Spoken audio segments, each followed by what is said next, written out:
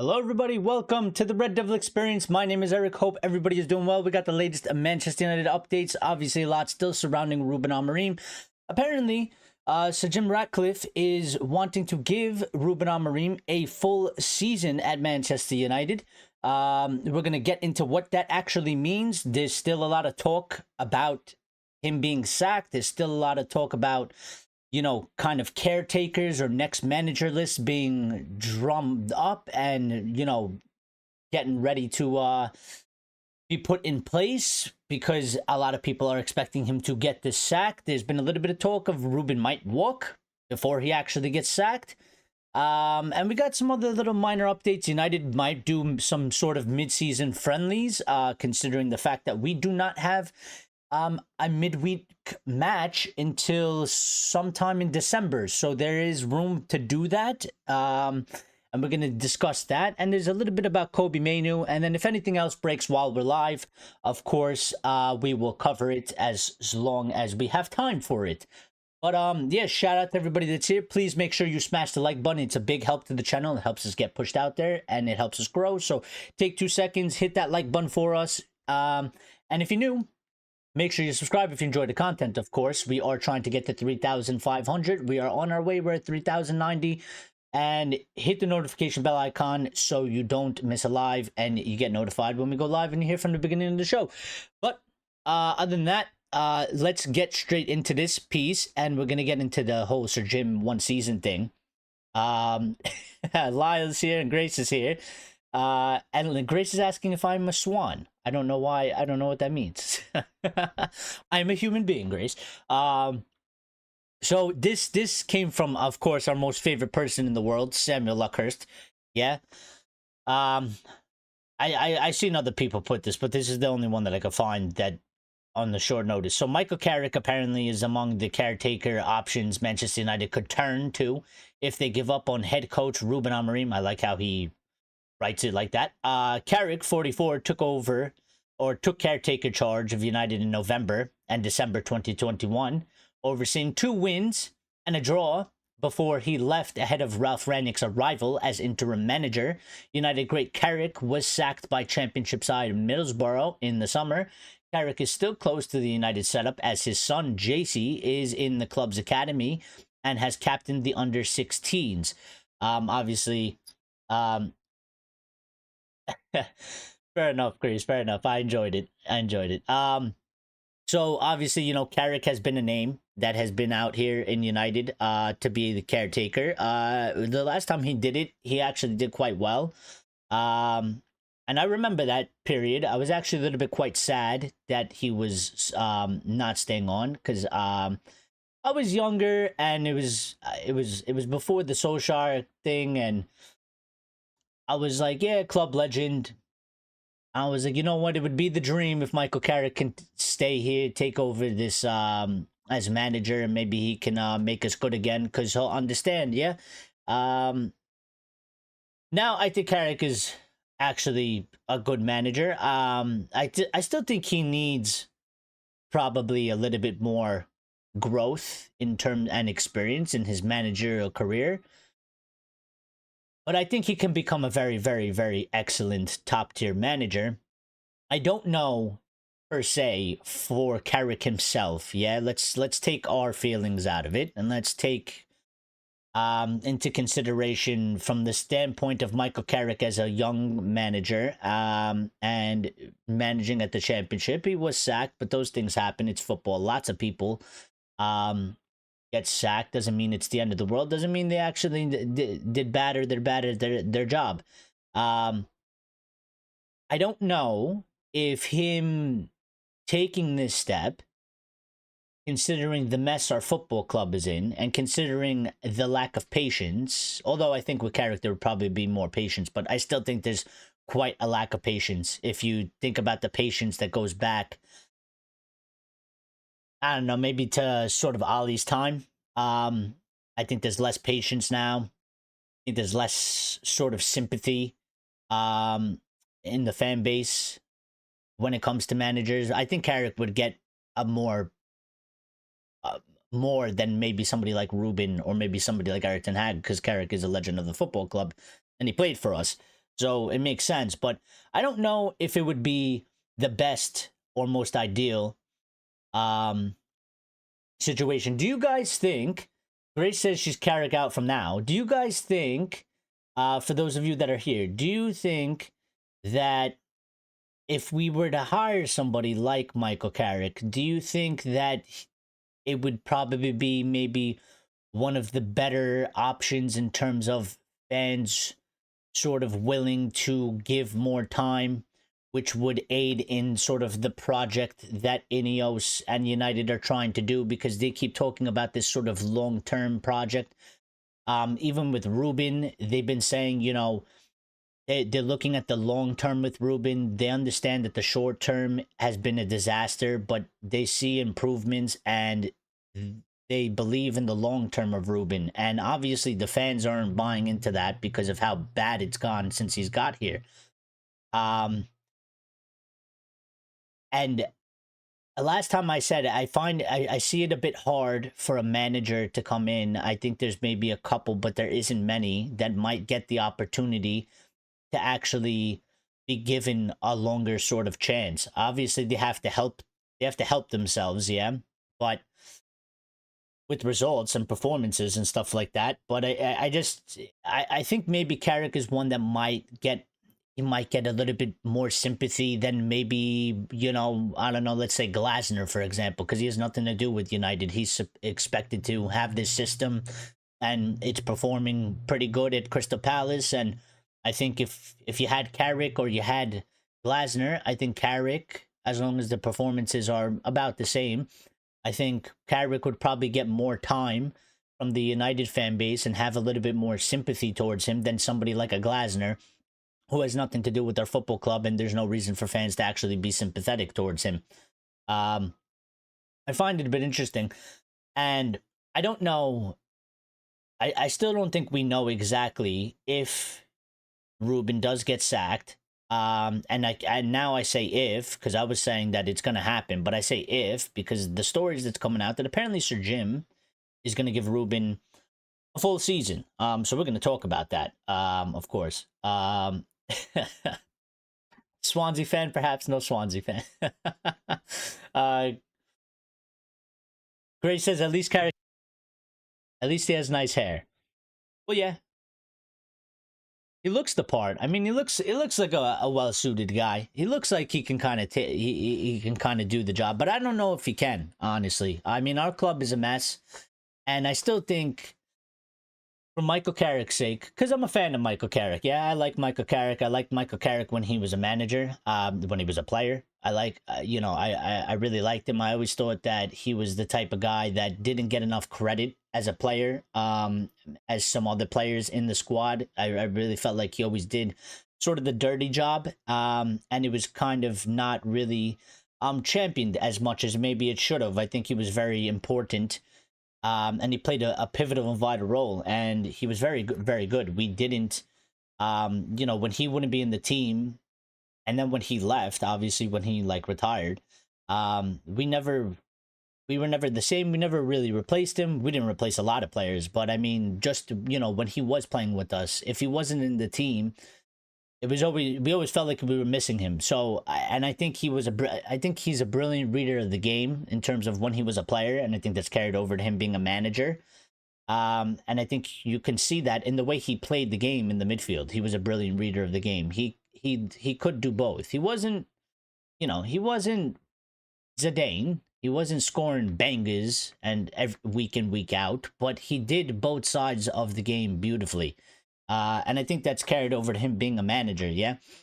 Which is why I have some high sort of aspirations for him being a top-tier manager. I think he can be. But I don't think he's there yet. I think he's decently good. I think in terms of the pathway that I always view, I mean, I think he's gone about it the right way. I mean, he's gone to Middlesbrough.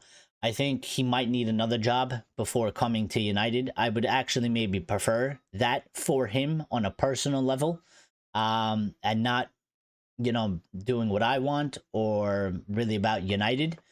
But when you speak about Carrick and you speak about United, if you look at the state at United, I don't know if it's really a good move for him to do so. I think him on a personal level would be better off going and getting another job somewhere else, whether that be another championship team, or maybe he gets handed an opportunity at a Premier League team that somebody, sacks somebody during this season, and maybe they go for him. It depends, obviously, who it is. Lyle says Carrick is super intelligent, though. He is United to the bone, so he could fit in as a caretaker and see how that does. Well, I think that's a good point. I think in terms of a permanent manager, I have some reservations because I want to see the guy succeed. I think there's a proper pathway to do that. I feel like him coming to United might be jumping the gun a little bit, especially because the state we're in. If we were in a better state, I would feel maybe a little bit more okay with him sort of taking the jump. I don't want him to be ruined like we seem to ruin everything else. I mean, we're going to talk a little bit about Man United are the problem. We talked about it in the Discord. We talked about it in the Discord the other day, and it's a bit of a conversation that's come up in the fan base with obviously some of our players playing in the Champions League and other leagues, and they're performing, and we're going to talk about that stuff. So, yeah, I mean, as a caretaker, I would obviously take him in. I think, caretaker is a caretaker. I think he could do okay to sort of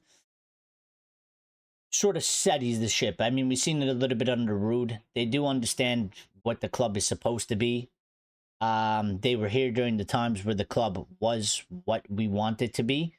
And I think they still hold that mentality with them, and they could bring it, into this current squad. I don't think you're going to replicate it, because I think with this group of players and what this club has been through in the past 13 years, there's a lot of jadedness.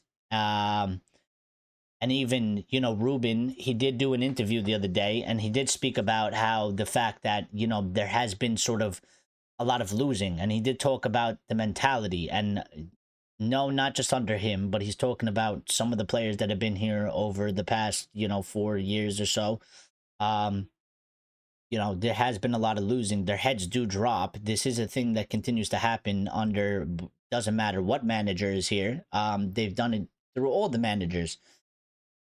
And so there is a cultural problem at Manchester United, yes. And there is a mentality issue that still lingers, and that has started, since Sir Alex left. And we need to sort that out.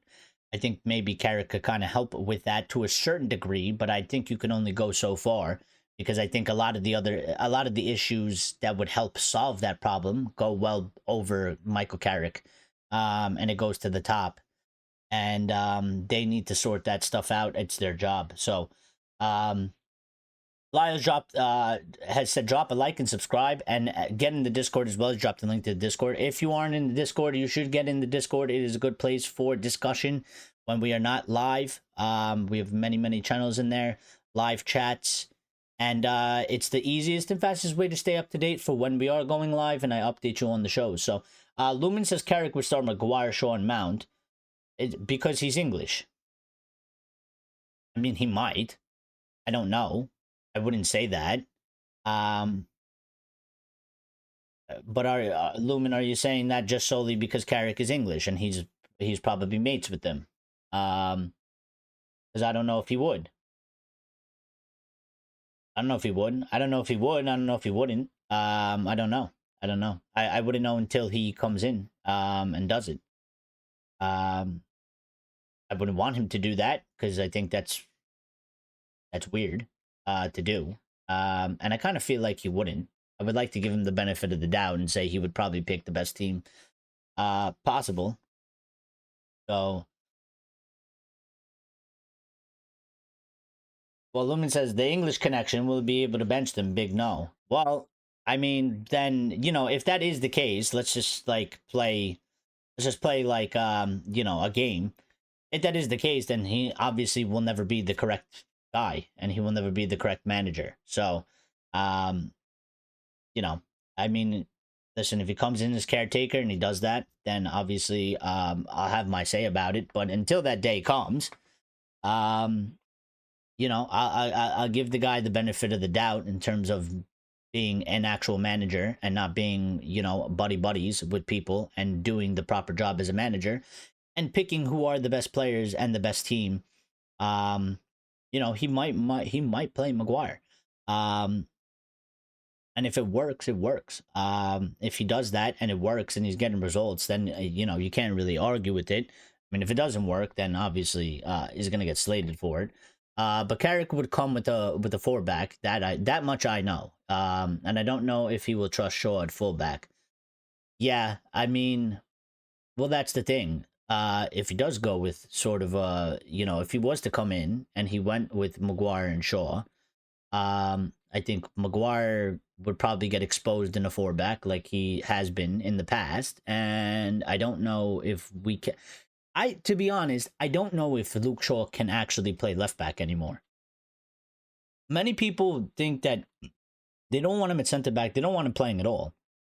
But I've seen some people say just put Shaw at wing back at the current moment in time because Dorgu isn't doing good. But I don't think Shaw can actually play wing back anymore or left back because I think it demands a lot of running. And I think the more running he does, the more stress he puts on his body, which leads to more injuries.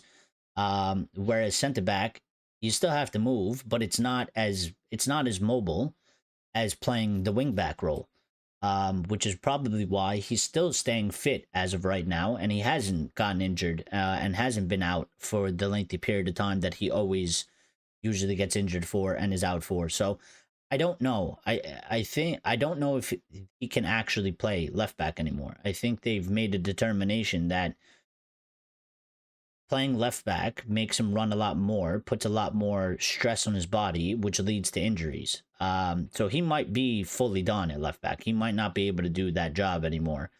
Um, but if we go to a four back, I mean, he's not going to be able to really play, is he? I mean, you're not going to play Luke Shaw as one of the center backs when you have the likes of Delit Yoro, Martinez should be coming back soon.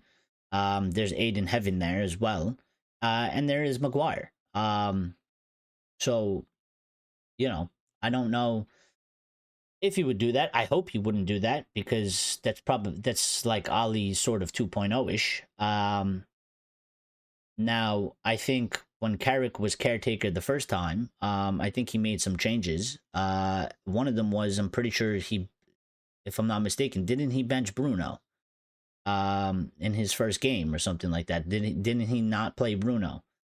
So I mean, for the people that think Bruno is a problem and that Bruno needs to be dropped, he might do that for round 2 as well. So there might be some good in there and there might be some bad. Maybe he drops Bruno, but he goes with Mount, Maguire, and Shaw. So I mean, I don't know. It's a bit all hypothetical, yeah. So, but let's switch gears real quick and let's go talk about our current manager and let's talk about what's going on with there. Because there's Ruben, there's Sir Jim, there's a lot of things going on. So, one of the pieces of news that we got from the other day is that Manchester United insiders fear Ruben Amorim may resign rather than be sacked. Amorim is understood to be taken aback by how much scrutiny is on a United manager and the knee-jerk reaction to every defeat. Co-owners Ineos is willing to be patient with the I can't pronounce that word. Belgured Portuguese, which Jim Ratcliffe described as desperate to give his manager a full season to prove himself. 2 other sources have insisted there is a chance Amorim could jump before he is pushed.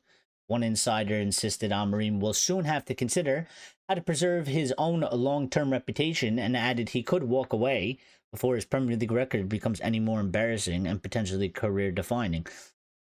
I don't know if he'll walk. I'm gonna be quite honest. I don't know if he'll walk. I kind of feel like he won't. I know he's made statements in the past saying that he's kind of hinted that he will.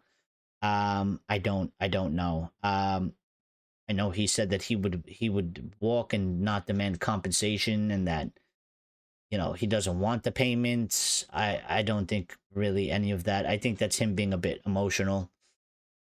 I don't know if there's sort of any truth to that in terms of that he'll actually follow through with it. I think a lot of that has to do with the fact that when he speaks in some circumstances, he does get very emotional and he speaks from an emotional standpoint. And I think when he said he would walk without the money, I think he was trying to prove a point of how much he cares. I don't know if he'll actually do it though. I don't think he will. Um, I mean, Lyle says the resignation is surely embarrassing, right?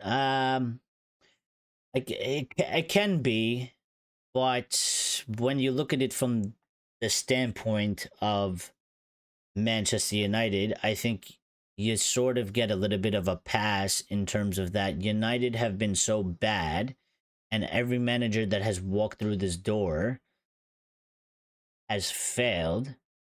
And maybe, just maybe, some of the footballing world just look at it like that job is hopeless and that club is a mess.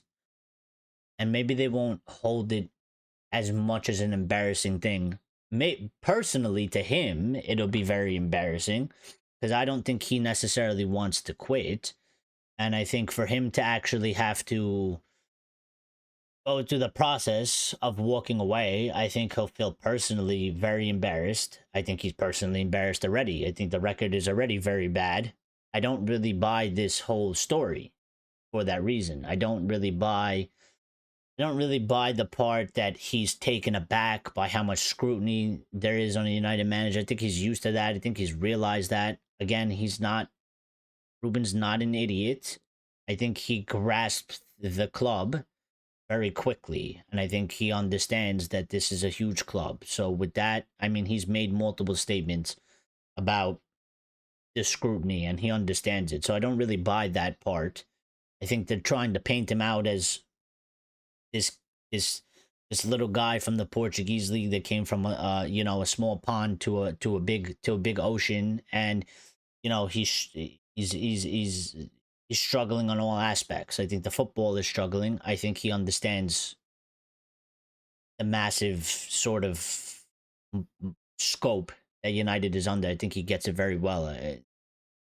From his statements, since he's come here, I think he understands this football. He knows this football club. He knows what comes with it, so he gets it. I think he might disagree with some of it, and I think he might describe it as knee jerk to a certain degree. But I don't think he's necessarily when they write like he's taken aback, it's like, oh my god, like I didn't know it was like this, and like he's panicking. Like the way they write it seems like he had no clue that this was going to be a thing. I think he was fully aware. If you come to a club like Manchester United, there's a lot more eyes, there's a lot more talk on you, and obviously the results matter. And the way the results have gone, I don't think he would be actually taken aback because it's been really bad, and he's addressed that.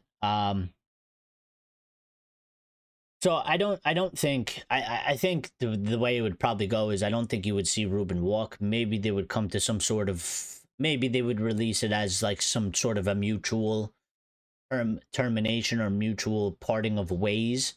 But I don't think we're gonna get Ruben is gonna walk into Sir Jim's office and say I'm done and I'm resigning. And then that's it. I think Ruben will continue to go on until Ineos say that's it, you're done, and then he'll be like, all right. I don't think he's gonna sit there and make an argument to fight for it. I think if they tell him it's over, he'll just be like, it's over, and then go. But yeah, I mean, it's interesting because we've been talking about this for a little bit, and we're gonna get there real soon. But Ben Jacob just given a lengthy sort of update about Amorim's position as United manager. And he had this to say and said, people sort of speak about the festive fixtures, but actually pre-festive fixtures as we head towards the that early December period, they're tricky on paper. Ruben Amorim, I think, doesn't have that many games to turn things around, even though people insist he's backed. I think more likely from speaking to people in and around the club, he'll get 38 Premier League games split across 2 seasons, and then they'll use that somewhat as a yardstick, coupled with simply summer to now. There's 2 considerations here. The first is when Ruben hits those 38 Premier League games over the course of 2 seasons, can they look at those metrics and judge him? Obviously not. Can they? can they look at those metrics and judge him? Obviously not in his favor. The other aspect is if you do just try to ignore last season, be blind to it, and draw a line under it, how much time do you get it if you call the first game, which was a very positive, even though they lost to Arsenal? How much time do you give a manager if you're starting at that point? I think this is why we haven't had clarity and Amorim keeps getting games.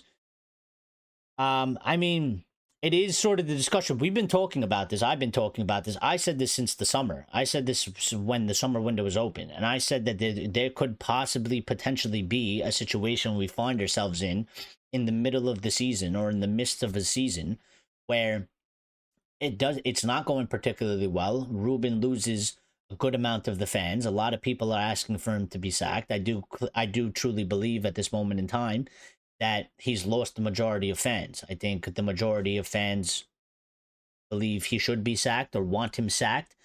And the minority now are the people that are continuing to back him, which I don't think there's many.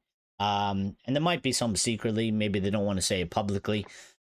But, and I think there's people that might, I think there's people hoping that he can turn it around still. I think there's people that they would want him, they would like to see him do good, but maybe they've lost some faith. I don't think it's all just anger, pitchforks, and, get the knives out and go after him. But certainly I think he's lost a lot of fans in terms of any belief in him or belief in turning this around, and not for obvious reasons. But, I mean, it's a bit interesting the way he's put it, in that they might look at it across 38 games, which is obviously, a season's worth, which would span over this season and last season. But I don't think that's the case, because of the updates that we keep getting that seems to be coming somewhere from the club, that Sir Jim Ratcliffe has decided that last season for Ruben doesn't count. I don't know why they've made this decision or how they've come up with this decision, but we've gotten another update basically with Sir Jim stating that he wants to give Ruben a full season. So, and this is the update, and there's a lot more detail in it, but Laurie Whitwell saying even if Manchester United lose to Sunderland, it's very unlikely that it would end Ruben Amorim's tenure. Sir Jim Ratcliffe will decide, and he said to want Amorim to see out the full season. Well, here's the more detailed version from Laurie Whitwell. And he said, from speaking to people, even if United lost to Sunderland, I don't think it would be the end of Ruben Amorim. Speaking with people this week, getting the same information that's already been reported, Sir Jim Ratcliffe is the ultimate decision maker on this. He'd take recommendations from Omar Barada and Jason Wilcox and the Glazers. Joe Glazer specifically would have an opinion. Ratcliffe is the one who'll decide, and I'm told he wants to give Amorim the full season. It's a new squad to a degree. It's the coach trying to get his methods across even more so. We can debate if that's the right choice or not, but that's the current messaging from the very top with Sir Jim Ratcliffe. And again, I speculated this, and we are at the point that I speculated that it is becoming more and more Ineos versus the fan base, because the fan base are not on page with this. Sir Jim Ratcliffe is on a different page than the rest of the fan base. Sir Jim Ratcliffe has apparently also now taken full basic control. And I don't know if I really like this aspect, to be quite honest, because yeah, he's the owner in a certain sense, but he's not really the footballing guy, is he? I mean, he's not really the footballing. Omar is the footballing guy. Jason is more of the footballing guy. Vivell has a different job. The Glazers, I mean, we don't need their opinion at all, because they're even less of a footballing person than Sir Jim Ratcliffe is. But Sir Jim ultimately is the ultimate decision maker on this. So even if Jason and Barada are telling him, listen, we got to go in a different direction, this isn't working, and it's gonna, we need to make a change now, Sir Jim could just be like, no. And basically Omar and Jason don't really have any power to actually sack Ruben Amorim. So now the longer Ruben stays here, it all is basically essentially going all on Sir Jim Ratcliffe, um, because he's the one that has the final say on this. Um, so I don't really like that aspect because I don't really trust the guy when it comes to certain footballing decisions. I think he doesn't have what he doesn't have the footballing sort of IQ that is needed that I think to make these sort of decisions. And I think that's the whole purpose of why he would hire people like Omar Barada and Jason Wilcox, because they are the ones that are supposed to essentially be making these decisions. And I think if you have people like Omar and Jason and they go to you and they tell you, hey, we've come to the conclusion that we need to sack this guy and we need to go get somebody else in because this isn't working and it's not going to work. It's not going to resolve itself. And we need to make a decision now.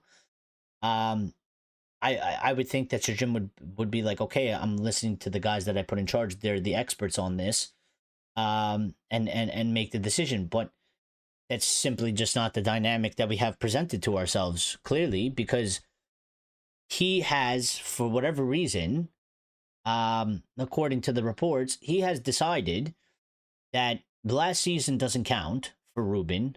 Even Ruben doesn't accept that, but he has decided last season doesn't count. This is Ruben's first real season. And if you're going based off of this season, I mean, if we hired Ruben just this season and last season didn't exist, we're only like 5-6 games into the league. So from that standpoint, how do you sack the manager 26 matches into his tenure? But obviously, the fans don't buy that, and Ruben doesn't buy that. The players aren't going to buy that either.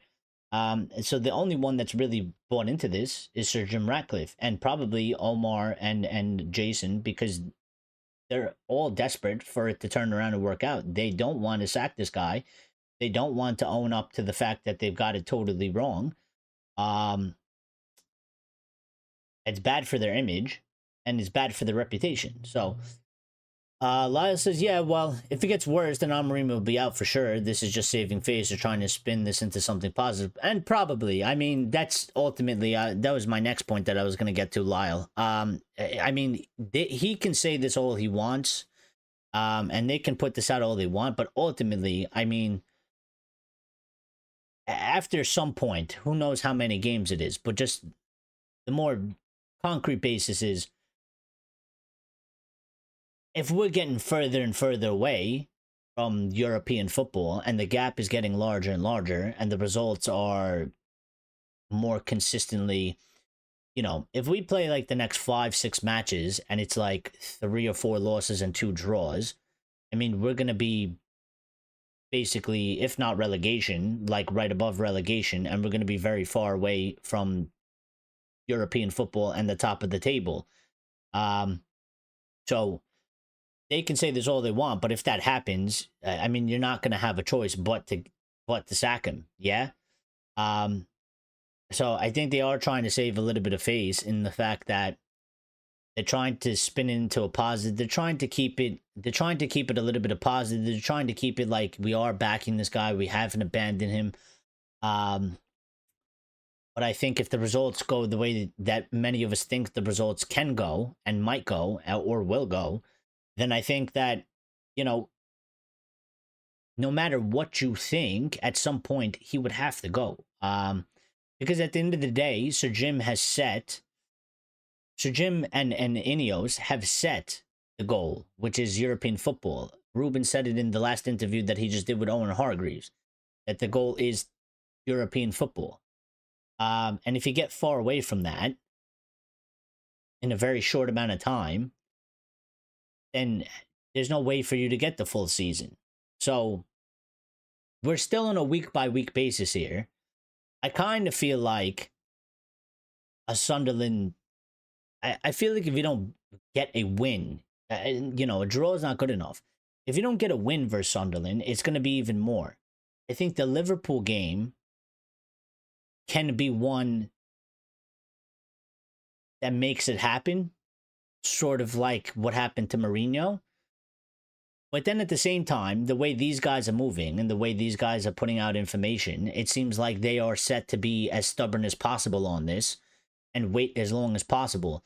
And again, I said it's not the Liverpools, it's not the Chelseas, it's not the Arsenals, it's not the Manchester Cities that are actually going to get him sacked. So it's going to be matches like Sunderland or Brighton or Brentford or whoever. So I think many people think the Liverpool match will be the end of him. And it could be, because I mean, if we get slaughtered, it could sway things. You know, emotions come into play, and the fans will be very pissed, and it'll make things a lot more harder, and you know, stronger type of hate will build um, within the fan base, and they might be pressured into that. But I can also see them sort of making an excuse to the fact that, but it's Liverpool and they won the league and they're way better than us, and we were always going to sort of lose because we're not there, so we'll give him the next match, and he'll go past Liverpool, and it'll be the other teams not in the top six that will be a deciding factor. Kind of like Ali, when Ali got sacked, it wasn't really the top teams. It wasn't after those matches. It was when we played, I believe it was Norwich, yeah.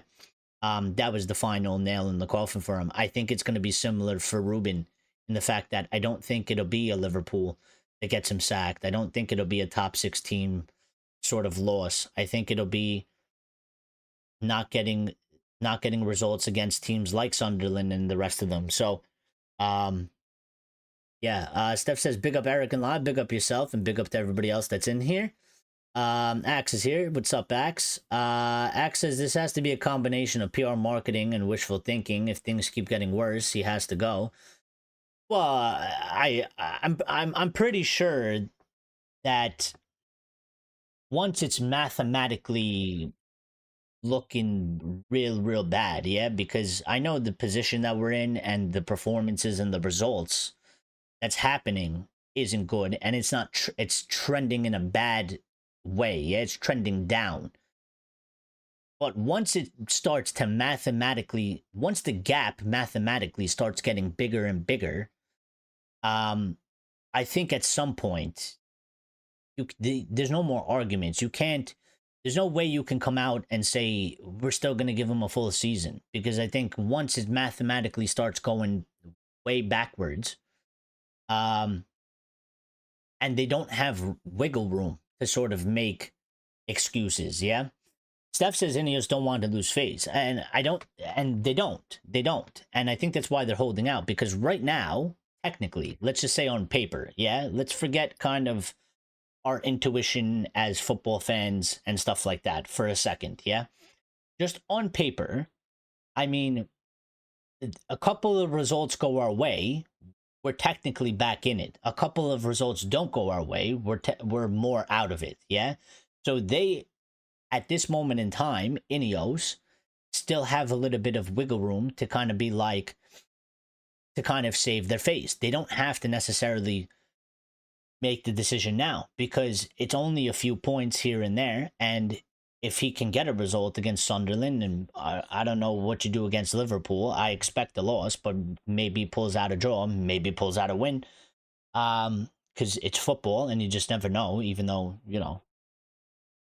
you can be certain about things, but still.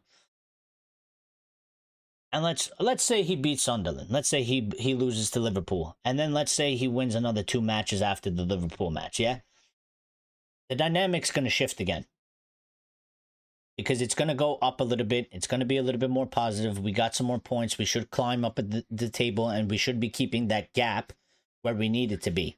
So that'll be good for them, and that's what they're hoping for. But if it goes backwards at some point, there's no way that they're going to be able to be like, but he can still turn it around. I think right now they have the room to do that because of the situation of the league. But like Axe said, like there's just, if things keep getting worse, he has to go. Like, he has to go. Like, there's just no way there's no way you would be able to defend it. There's no way you would be able to try and push and say that, like, he can turn it around, because clearly, like, it's getting worse. And it's just not going to happen. And, mathematically, the gap is getting bigger. So, Axe is also, if you are right and Ratcliffe is ignoring the board, it is utter stupidity. Why is he hired them? This can turn the fan base against Ratcliffe, so I like it. Well, but this is the thing. Again, I'm just going off of what's being reported to us. I don't know if it's true or not. It's just, we're speculating at this point. But, I mean, it's been reported a lot that Sir Jim Ratcliffe, I mean, the reason why this has teeth to it is because Ruben said it in his press conference last time. Ruben came out and said, Sir Jim keeps telling me this is the first season. That's why this thing has teeth to it. That's the only thing. Because otherwise, if Ruben didn't say that, it's pure speculation and nobody actually knows. But the fact that Ruben said it in his press conference, the fact that he said the words, Sir Jim Ratcliffe told me and keeps telling me that essentially last season doesn't count and this is your first season. And the reports keep coming out now that Sir Jim is the one that is ultimately going to make the decision. And if Sir Jim believes and wants Ruben to get the full season, then it's probably going to take a lot more time than most of the fan base thinks it's needed or wants it, because he's going to hold out. He's definitely going to hold out, especially right now. He's going to hold out. So, Axe says, I keep telling you, I've been telling you ever since the first match, he is the man for us. He can't turn this around. Ineos insisting on his behalf only exposed their incompetence. Well, I mean, fair play to you. You said it. It's happened, but I mean, we're in this position now where, again, we don't have any control. Whether, whether I agreed with you from the first day or not, wouldn't have changed the situation that we're in, which is always the point that I try to make. Like, we don't have necessarily any control. I mean, if we did, he would be sacked already, yeah? Because he's lost a majority of the fan base. The majority of the fan base have lost faith in him, or want him sacked, or hate him, or very angry at him, or disappointed in him. So if we actually had any power, well, he would be gone. He would be gone right now. He would have been gone. But he's not gone. And if we lose to Sunderland, only more people are going to get angry. Only more people are going to ask for his sacking. And I still don't think that we have any actual influence over this. So, I mean, but again, Axe, it comes up to the point of, if you truly believe that they are incompetent, yeah? Which I'm not arguing against, I'm just making a point here. If you truly believe they're incompetent, how do you trust these guys to make the next appointment? How do you trust these guys that getting rid of Ruben is going to make things better? Because if they're incompetent, that means the next guy that they're going to pick isn't going to be the guy either. And it's not going to be a good choice, and it's not going to go well.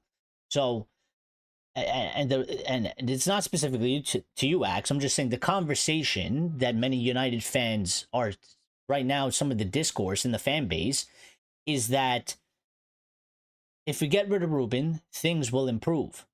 But they can't both be true. I mean, if they're incompetent, how can you trust them to if they're incompetent because they can't sack him and they want to save phase, well, then how can they be competent to get in the next guy, make the right call, and things will get better?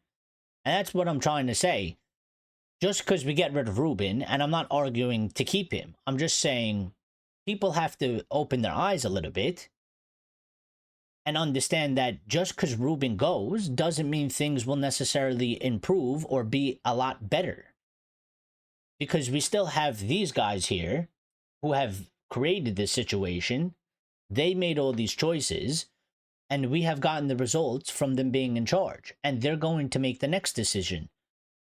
And there's a potential that they get it wrong. United focus is high, everyone. I'm afraid I can't see us getting any more than 5 to 7 points over the next 7 games. Check the fixtures. 4 out of 7 are away from home. Tell me if you all think we can get more than 7.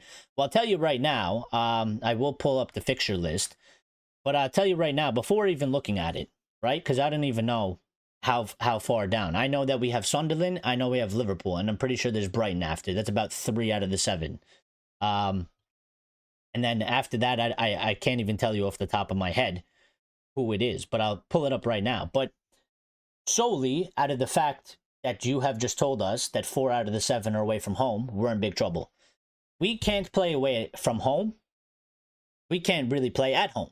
We struggle to play at home, but we really can't play away from home. Yeah, we don't have a win in 8 matches away from home. So there's the mentality problem is definitely still there, 100%, and we can't. I mean, we saw it against Brentford. Their heads dropped as soon, and you know we didn't play very well, and that's away from home. So I don't. The away matches are the ones that scare me the most because we seem like we struggle. I mean, when we play at home, we play a lot better, but it's not. It's still not great to a certain extent, and we still struggle to get results at home. And that's because we're home. You know, we're more comfortable. We have the Old Trafford crowd. It's more in our favor. When we go to away matches, I mean, we're playing away. Most of the crowd is against us. We're in sort of an unfamiliar setting in terms of it's not our ground, it's not our pitch. The environment is more hostile against us, yeah, and they struggle even more, and I think that's quite clear. So we have the 7 fixtures. Sunderland, we're home. There's Liverpool, we're away. Brighton, we're at home. Then we have to play Forest away. Tottenham away. Everton at home. I mean, is that 1, 2, 3, 4, 5, 6, and Crystal Palace away.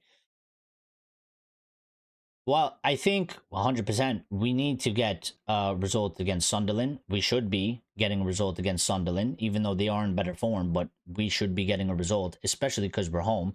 Liverpool, I think, is a tough match, and I just don't see. I mean, our team is weird, and when we go to play matches like that, they actually step up and put in a good performance, or they actually fight and give us what they're supposed to be giving us every game, which they don't do. So that one could be a weird one, but I mean, Liverpool are the favorites for that one. We have to play Brighton, and we're home, and Brighton are a tough team to play, but we will be home. That's a match that you have to win, but I don't know if we can win that match. I feel like that is a match that we could probably drop points in. Forest away, we should. I don't think Forest are very good, and I think they're struggling, and I don't think Ange is that good, even though Ange beat Ruben, what was it, 3 or 4 times last season. So he's got his number on that one. So you can't even really give it to in Ruben Amorim's favor. Actually, even though because Forest aren't performing that well. And then Tottenham away is a tough match. I mean, they're all tough matches, and it's because we're not playing good. So I do agree that I don't think we. When you look at it on paper, until the matches happen, I mean, it doesn't look like we're going to be getting many points. So, Steph says United must go on an unbeaten run. If you can't win games, just don't lose them. I agree, Steph, but I just don't think we can do that. I don't think we can do that. So,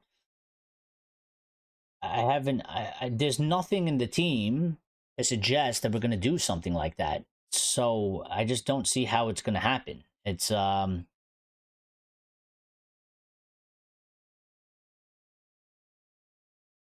Axe says it's about playing style. We only won matches based on penalties and red cards. This is not us. We ought to dominate EPL and UCL. We have regressed into trusting a second-tier head coach. Axe, I'll tell you right now, we will not dominate matches with this squad. We will not dominate matches with this squad. If you get somebody like Glasner, he doesn't dominate matches. I don't think they're capable of dominating matches. I think, again, I don't think there's a manager that can walk in here that's going to get them to dominate matches. I think the job is bigger than just the manager. There's a lot of problems at our football club that needs to be sorted out, and it needs a clean slate. And we're not going to get that clean slate. So I just don't see. I don't see how we go back to dominating matches. I don't see a guy that can come in there and do it by himself. Which is the case, because when he walks into that job, he's still going to have to deal with these players. And some of them have sacked a few managers.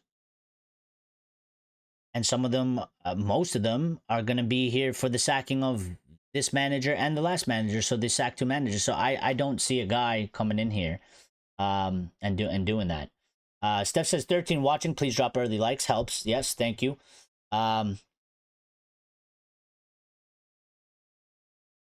Axe says we have a lot of influence. We pay their salaries indirectly or directly. We don't. I mean, we pay indirectly or directly. We don't have influence because we don't do anything with the influence. Axe. We might have influence, but we don't use it. So we actually don't have influence. We have very little. If we had as much power as maybe you would like us to have, Ruben wouldn't be here right now. He would be gone because the majority of fans are not backing him anymore. And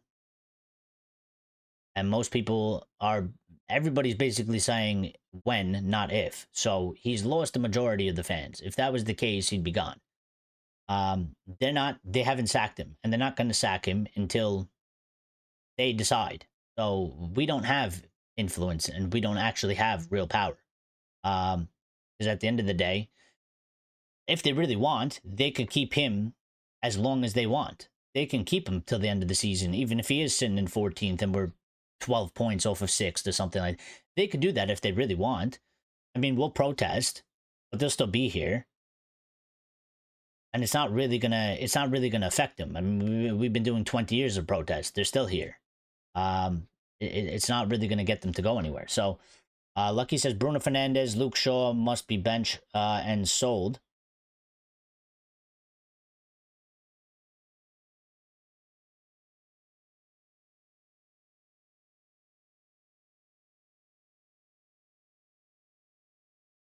There are better available options in comparison to Ruben. The next guy can generate a new manager, bounce back, and then we wait for the World Cup and to end and buy a new manager. I don't know if they're going to do that, though. I don't know if they're going to do that. I don't know if they're going to do that. They might get an interim. They might just get the new guy right now. It depends who they get. Again, your idea is not wrong. But I just keep saying, I mean, if they're incompetent, do you trust them to do that? Because clearly, you know, in your opinion, you think that's the most competent way, yeah? Do you trust them to do that? I don't. I don't know what the hell they're going to do. I don't know who they're going to pick. I'm afraid I'll wake up and they're going to say Gareth Southgate is in charge of our football club. Or, you know, many people want Xavi. They might not go for Xavi. They might get somebody else. You know, there might be the couple names that we have right now that are being listed. They might not get a single one of them. They might go and get some other guy from somewhere. I mean, when we sacked Ten Hag, I don't think anybody had Ruben Amorim in the beginning, especially from the fan base. I don't think there was many Ruben Amorim people saying that he was going to get hired. I mean, he was in a job. I don't think he was. I don't think he was one that was at the top of many lists. But they went for him. And there was other candidates out there. I mean, there was Tuchel. And we didn't go for Tuchel. And Tuchel was out of a job. And he was free. And they went down the route of going to a manager that was in a job in the middle of a season. And they paid for him. So I don't know what they're going to do. But we got to see. He would have been sacked by any other big football club in the world. Let's be serious. He probably would have. But he's not. So...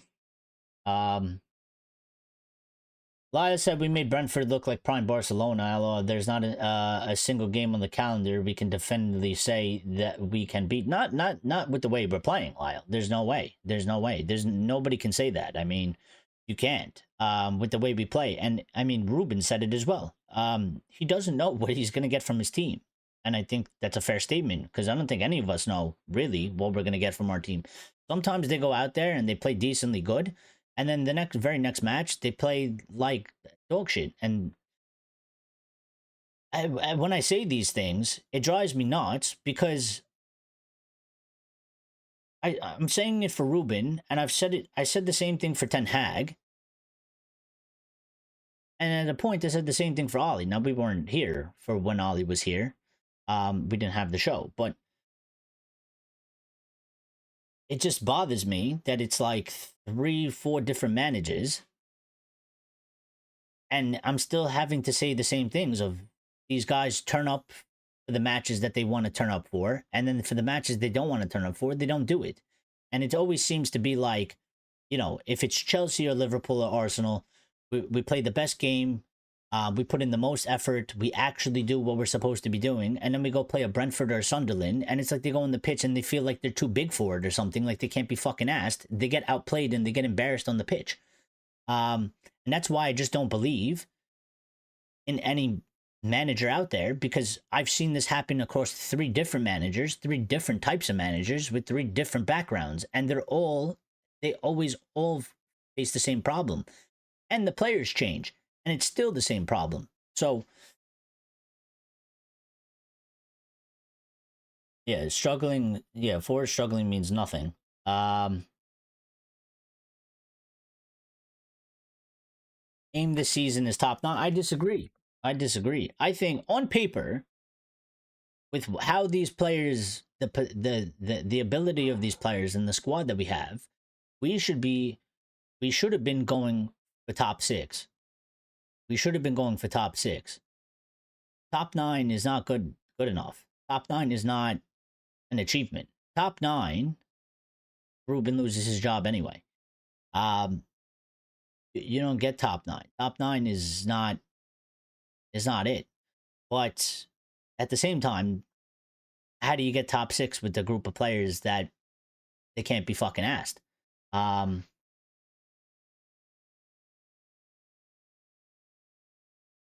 Sani is here.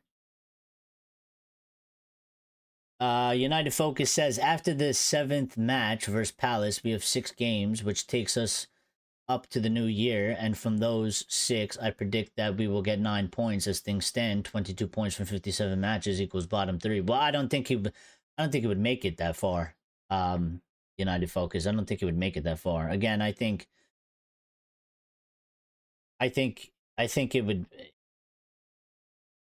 I think he would be gone by then. I think right now it's very seesaw-ish because it's still early. You can still make the argument it's early, and the point gap isn't that far, yeah? But I'm looking at it solely like, let's just look at the next 5 matches. And let's just say, for argument's sake, he doesn't get a win in any of the 5 matches. Let's say we have 3 losses and 2 draws, so he gets like 2 points, yeah? I think with the way the table is going, if you do that in the next 5 matches, I think the gap is already gone. I think mathematically, they have no choice. I think they would have to make the decision that they clearly don't want to make. I think there would be no argument left. I don't think they would be able to hold him past that.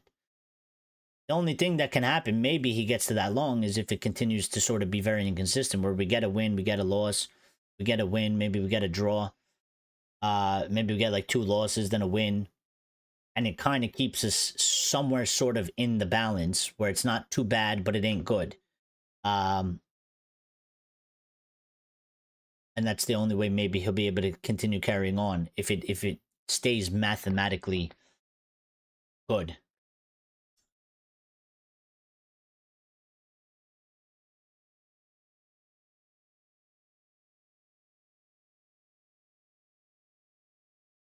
Andresito said, I do not think this squad is a 14th place team. I'm sorry, unacceptable. We should be about 7th or 10th. I get the players can't be asked, but picking the ones he picks isn't working. Well, I agree. I don't think the team is a 14th place team either. Even though some people argue that we have become a mid-table club and that United fans should accept that we are a mid-table club because that's what we are. Maybe that's a different conversation, but yeah, I think they could do much better, especially on paper. Now, I know we're in 14th right now, but again, if you're going to play a little bit of advocate here, right? I mean, we have 7 points, and we're 3 points off of 7th. 4 points off of 6th, which runs to 4th. And 5 points off of 3rd. And that's why he's still here. And that's why he's still in the job. Now, if he's finishing in 14th, it's a different story. But I think it's hard to say that we shouldn't, like, when you say we shouldn't be 14th, we shouldn't, but we are. But we're still only 3 to 5 points off. That's why he's still here. That's why he's not sacked. That's why they keep making the argument that then they're backing him and that they want to give him a full season because mathematically we're still there, even though we're sitting in 14th place right now and things aren't looking that great. Their argument that they have is that I mean, okay, we're in 14th, but we're only we're only 2 wins off and a couple of results that go our way from going way back up the table. So this is where we find ourselves in. We should be performing way better than being sitting in 14th. We're not. We have issues with the players. We have issues with the manager. We have issues with the manager picking the players that obviously aren't getting the job done for him. We have issues with him being stubborn about a lot of things. But mathematically, in paper on the table, it's not time to press the button for them. So, United focuses. That's what could happen if the reports are right about Sir Jim letting Amorim have the season. I would say he will be gone post Brighton game. Yeah, I mean, I think he's saying that he would like. I think he's. Well, listen, I think maybe Sir Jim's playing a little bit of games. I think he's trying to. Again, I think they're desperate. Like they don't want to sack Ruben. They want this and they need this to turn around. Yeah, I think he's trying to help Ruben in terms of. He's trying to tell him, listen, we're going to give you as much time as we possibly can, essentially. And I think he's doing a little bit of sort of PR to Ruben. I don't even think it's really a public thing. I think he's trying to kind of convince Ruben, like, hey, forget about last season. This is the real season. Don't focus on that. We're going to give you a full season. Don't worry about it. I think he's trying to like calm him down a little bit. And he's trying to help him turn it around because they desperately want to turn it around. And it's still quite early. And you can make the argument that maybe he can because it's a points game and it's a numbers game. But when you look at the way we play and you look at the performances we put in so far, it's quite obvious that the trend is downward and that we're not seeing signs of how he's going to turn this around. He has many problems. I don't think he has answers for a lot of the problems. I think one of the answers, and probably the most important one that would help, is if he could figure out the attack to score goals. But I don't know if he can. I feel like we're kind of right there because we're creating a lot of chances. So it's not like we're struggling to make chances like we've done in the past under some managers or in other teams in previous years where we couldn't score goals, but we were creating like one chance every 60 minutes a game. We're creating many chances. We're not converting the many chances. I think for him, in terms of survival, because I will give both sides, if he gets this team to score goals and unlocks that attack, I think he'll get points and he'll probably get results out of that. But if he can't score, the midfield's a shambles, the defense is a shambles, and the goalkeeper's a shambles. I mean, how are you going to win games? How are you going to get any sort of result? You won't. So, Andresito says the math is assuming every club above us ties or loses, but I get it. Well, yeah, I mean, I know what you're saying. I'm just saying the way the league is moving right now, yeah? Like everybody is still sort of close. I mean, nobody's really too worried about City. They're only 3 points above us, yeah? And I get it because it's Pep and, their team and stuff like that. But what I'm saying is, like, so far, the table has been a bit weird in terms of, like, it's still very tight, except for, like, Liverpool at 15 and Arsenal at 13. But even Arsenal second place, like, you make the argument, if we're on 7, we're 6 points behind them. That's 2 wins. Like, if they lose or drop points, like, there's still a lot of movement in the table. And it obviously depends on the way the league is going, but the league right now seems very tight. It seems very competitive. Nobody is actually essentially breaking away yet. So, I said 6 points. My bad. 8 points. Yeah, 8 points.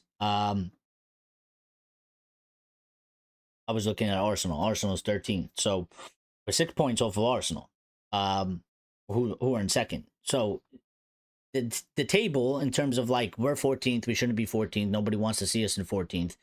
But you can move a lot of places if you get the results and the performances. Which again, I'm just saying that's why he's still here. That's why they're making the arguments that they're making.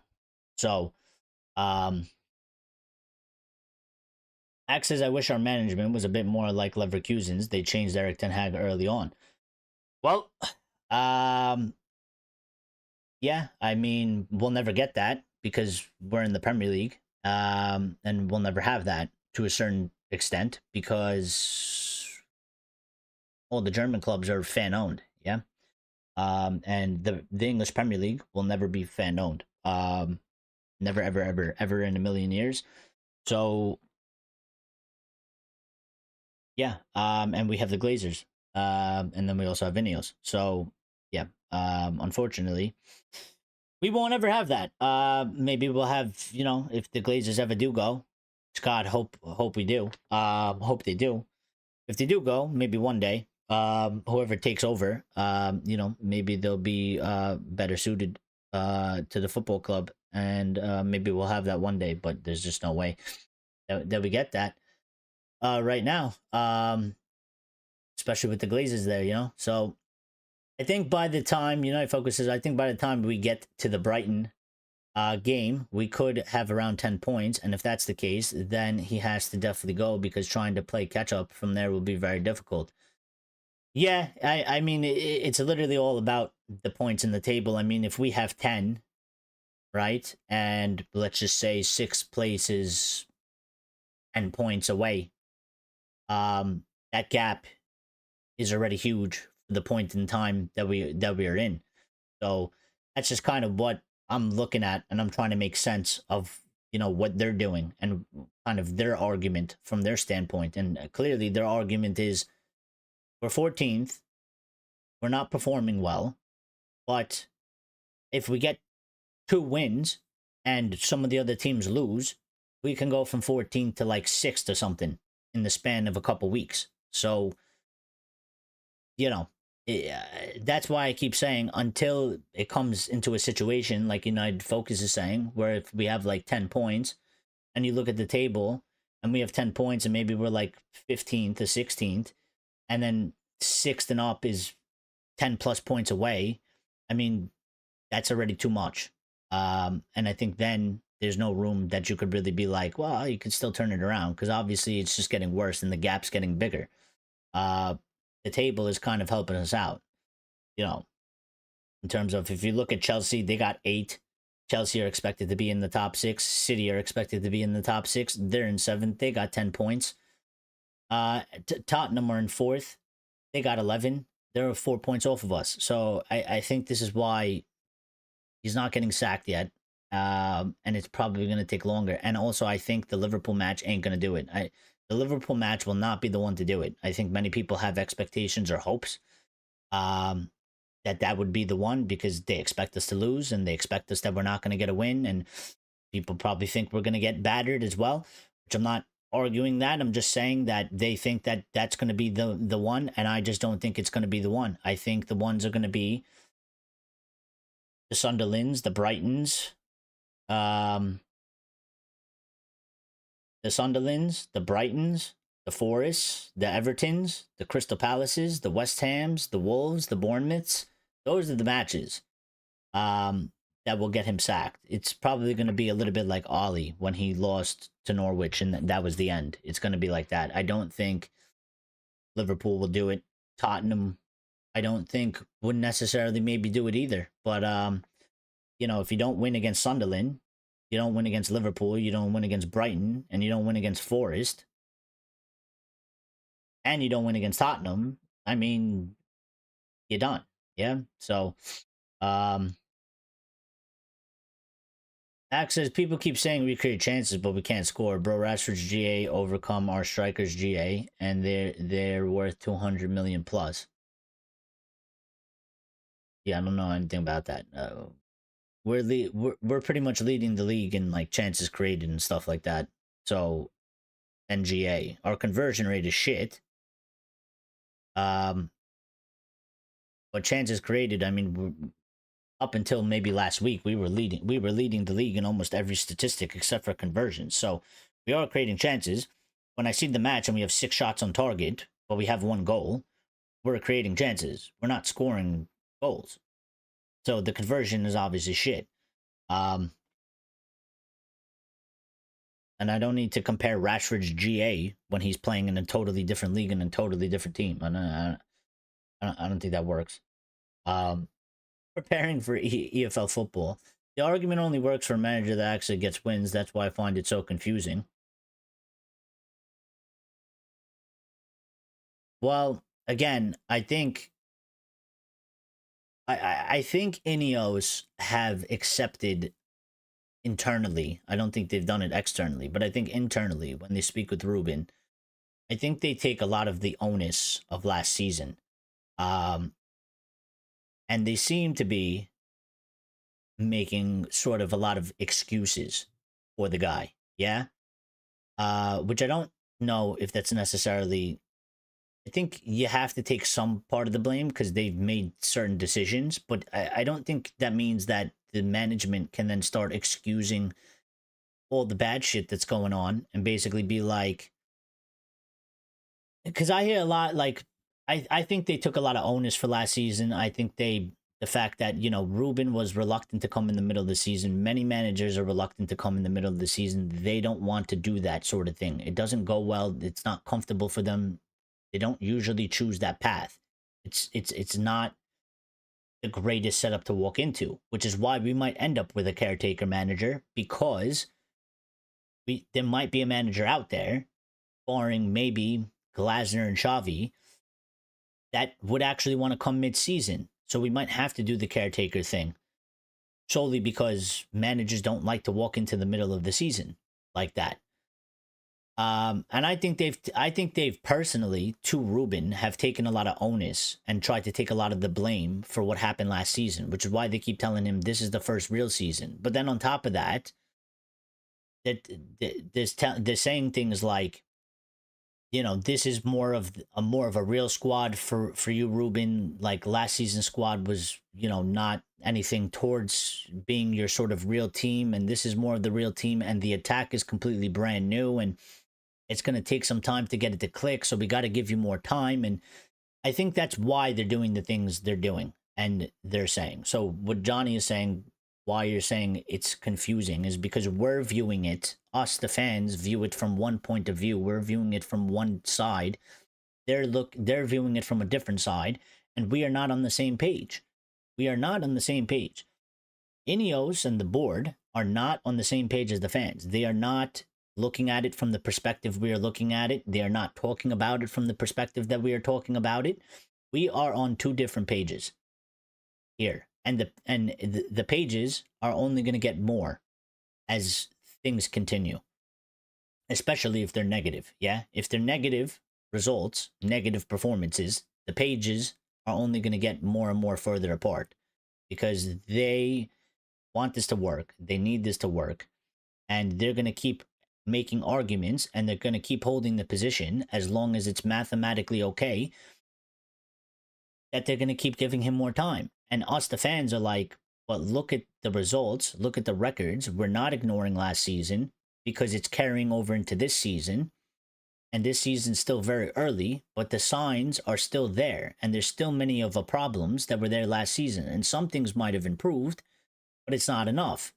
And we are worried. We are worried because we are not looking like we're putting in good performances. We're not getting good results.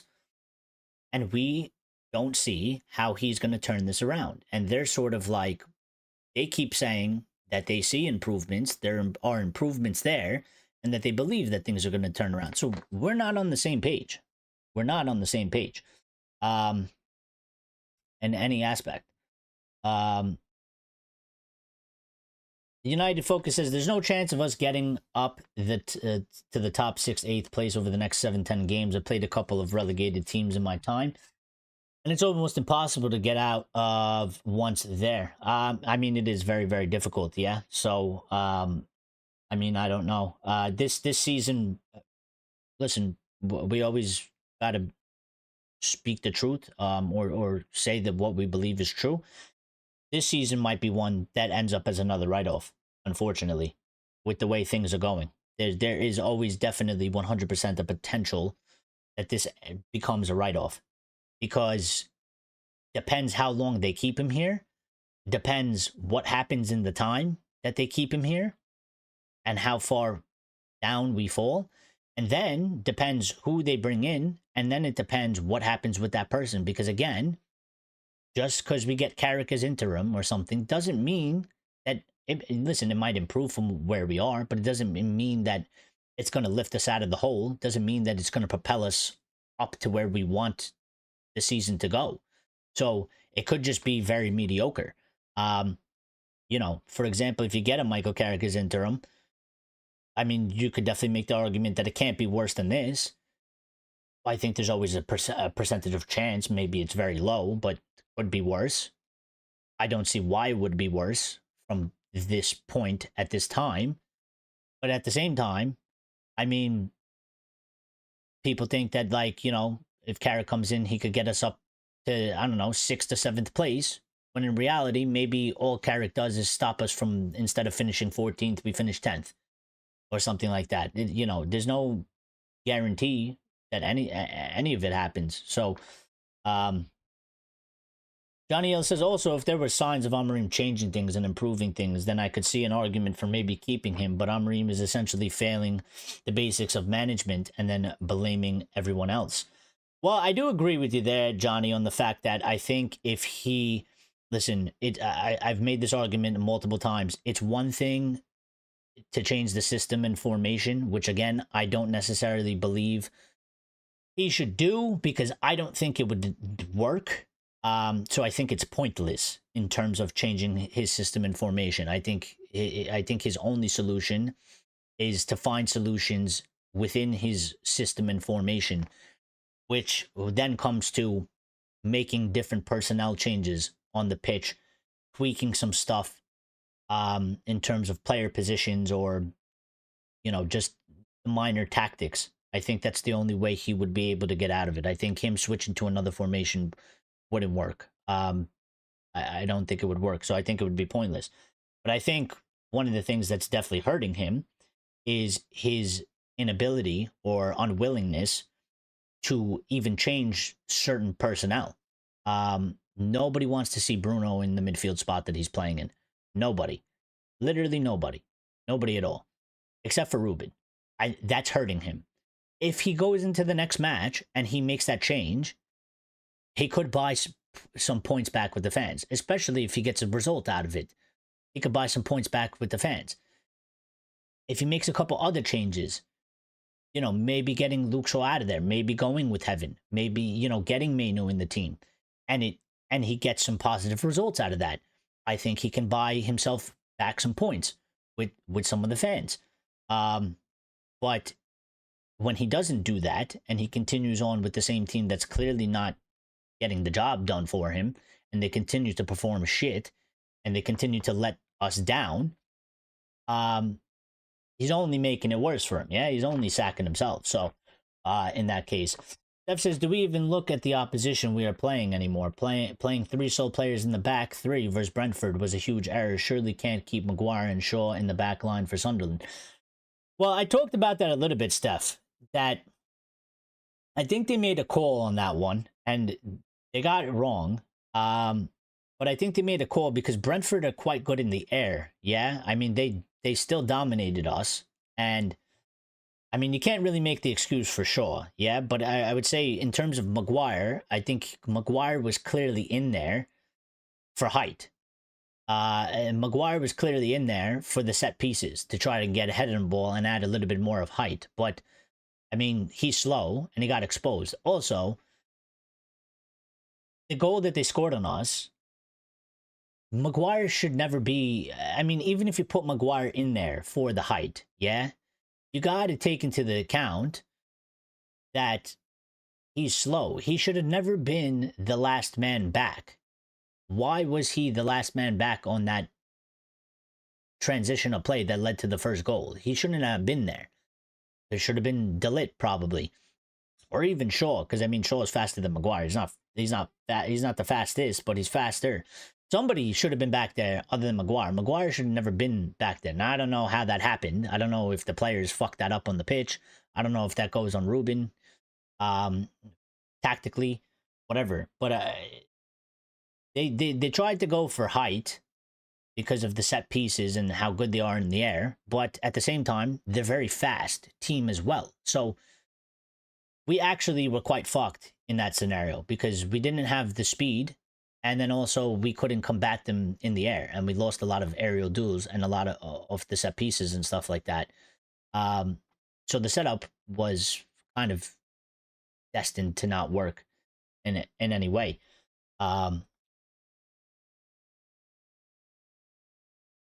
Johnny says, I can understand maybe they blame themselves for last season, but then how much blame can they take? Because as I said in the previous comment, Amorim isn't even doing the basics correctly. Well, what I'm saying is they take blame for last season. And then I think with this season, from some of the stuff that's being reported, where they're saying that, like, they're basically telling Ruben, like, listen, it's a new front three. It's going to take time to click. There's a lot of, like, excuses being made, yeah, for them to try and keep this continuing. And they're trying, I guess, from their standpoint, to give him as much time as possible. Seems like there's a lot of sympathy coming from Ineos towards Amorim, which I don't necessarily agree with to a certain extent.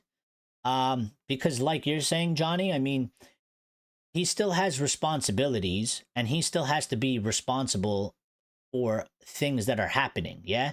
And like, if you're picking Bruno in the midfield, I mean, that's totally has nothing to do with Ineos. It has nothing to do with if the players are trying for you on the pitch or whatever, or they're weak mentally. I mean, you're making the decision to put Bruno in the midfield. That clearly, obviously doesn't work.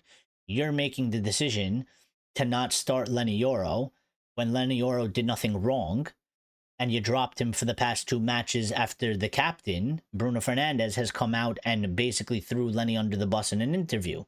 I mean, these decisions are totally 100% on him. He can't be cleared of these things. So, but the statements they make is like, they're like this, there's been improvement, there's going to be struggles because it's new, so we have to give him as much time as possible. Last season was our fault. So it just seems like they're trying to make a lot of excuses pretty much and not put maybe as much as maybe it should be put on him to give him as much time as possible. United Focus says, if we are still in the bottom 6 places 10 games from now, we'll watch every team we play from there that will increase their levels to try and send the Great United to go down. It will happen. Well, I don't think we'll get relegated. I don't think that'll happen. I mean, I'm sure they'll try to kick us while they're down. I mean, they've been doing it and they're going to continue to do it, but I don't think we'll get relegated. We get Gareth Southgate, maybe we'll get relegated. And if we stay with Ruben, which I don't think we will, because I think once it's mathematically a bit more fucked, yeah, to put it bluntly, he won't be here either. So it'll all have to come to what happens after, I guess. We're kind of just waiting. Johnny says, also, if Ineos' position on keeping Amorim is financially motivated, then what I say to them is they need to research how much you earn from Europe, and how much you earn for each place in the Prem. Well, that is a good point, and I did say that last time because I know what you're talking about, Johnny. There's obviously the reports about if we sack Ruben now, we got to pay him 12 million, and they're kind of trying to hold out on that so that they can pay less. I believe if he gets sacked, I believe he will be the second, out of all the managers we had, I think he will be the second most paid manager in terms of a payout. I believe when I saw the list last time, I think there was only one other manager. I don't remember who it is. It might have been Mourinho. I don't know if it was Mourinho or it was Ten Hag. Somebody got paid more. He would be the second most paid. So, but yeah, I mean, you're right. we stand, and I made that point last time, we stand to lose a lot more if we don't get into Europe. The more you hold on to what many people believe is the inevitable, um, you're only diminishing more and more time of saving it and actually maybe getting to a European place, which obviously we stand to lose a lot more money. I mean, if United don't get in, listen, this isn't being talked about a lot right now because it's still fairly early in the season, but the ramifications of United not getting into Europe and being out of Europe 2 seasons in a row is going to be absolutely devastating and detrimental. And not only are the club suffering now and the club will suffer then, but if that happens, the next guy that comes in is going to suffer as well because of that. So you're diminishing not only the club's season right now, but you're going to diminish the club's next season, and you're going to diminish the next manager's chances because they are going to be put in an even worse position than we already find ourselves in. If United don't get into Europe and we're out of Europe for 2 seasons in a row, it's going to be absolutely detrimental to the next guy. We're going to struggle to get players in. We're going to struggle for money. It's going to be a mess. It's going to be a disaster. So, Steph says next manager needs to be hired for 1 season only on a rolling contract basis. Compensation is killing us. We can't do that, Steph. We can't do that. We can't do that. We can't do that because the manager would be 100% undermined. If you hire a manager and you have him for 1 year and his payout is low, well, if some of the players don't like the way they play, or some of the players don't like the guy, they're just going to down tools and get him sacked. And they're not going to try because he has no power, right? So we can't actually, I get why you're saying that, but we can't actually do that because whoever the guy is, they don't stand a chance. They wouldn't stand a chance. I mean, the pressure would be on immediately. They're fighting for their spot before they even came in because they're fighting for a contract extension. And all the players have to do is not try for a couple months and he's fucking out. And the next guy will come in, and if they don't like him, which the players don't seem to fucking like any manager we get, I mean, they're just going to keep getting sacked. So we're going to end up paying out anyway because we're going to have to keep sacking managers. There'll be lower fees, but yeah, we can't do that. What we have to do is do the proper job and get the right guy. Yeah? We got to get the right guy. They got to do their actual job and make the correct decision. We can't, I understand fans' concerns, but like this thing of like managers shouldn't get this amount of money and, we need to give managers like lower contracts. I mean, even this situation with Ruben only getting like a 2-year contract, it's still talked about with the pressure being there. If you give him a 1-year rolling contract, there's no way it works. These players won't fight for a manager. They don't fight for themselves. They don't fight for the club. They're not going to fight for some guy they don't really give a shit about. Because they'll just be like, I have a contract for 5 years. This guy, you won't be here in 6 months, And that's where the dangerous spot is right now as well. Because, I mean, Ruben only had a 2-year contract. And it's not looking good. And really, at this moment in time, I mean, all they got to do from this point on, yeah, if they really hate Ruben, if they don't like him and they want him gone, all they got to do is just go on the pitch and not play, not perform, and not really try, and he'll get sacked eventually. And the players will still be here because they have 3, 4, 5 years on the contract. They don't need to accept the leave. They don't need to go anywhere. So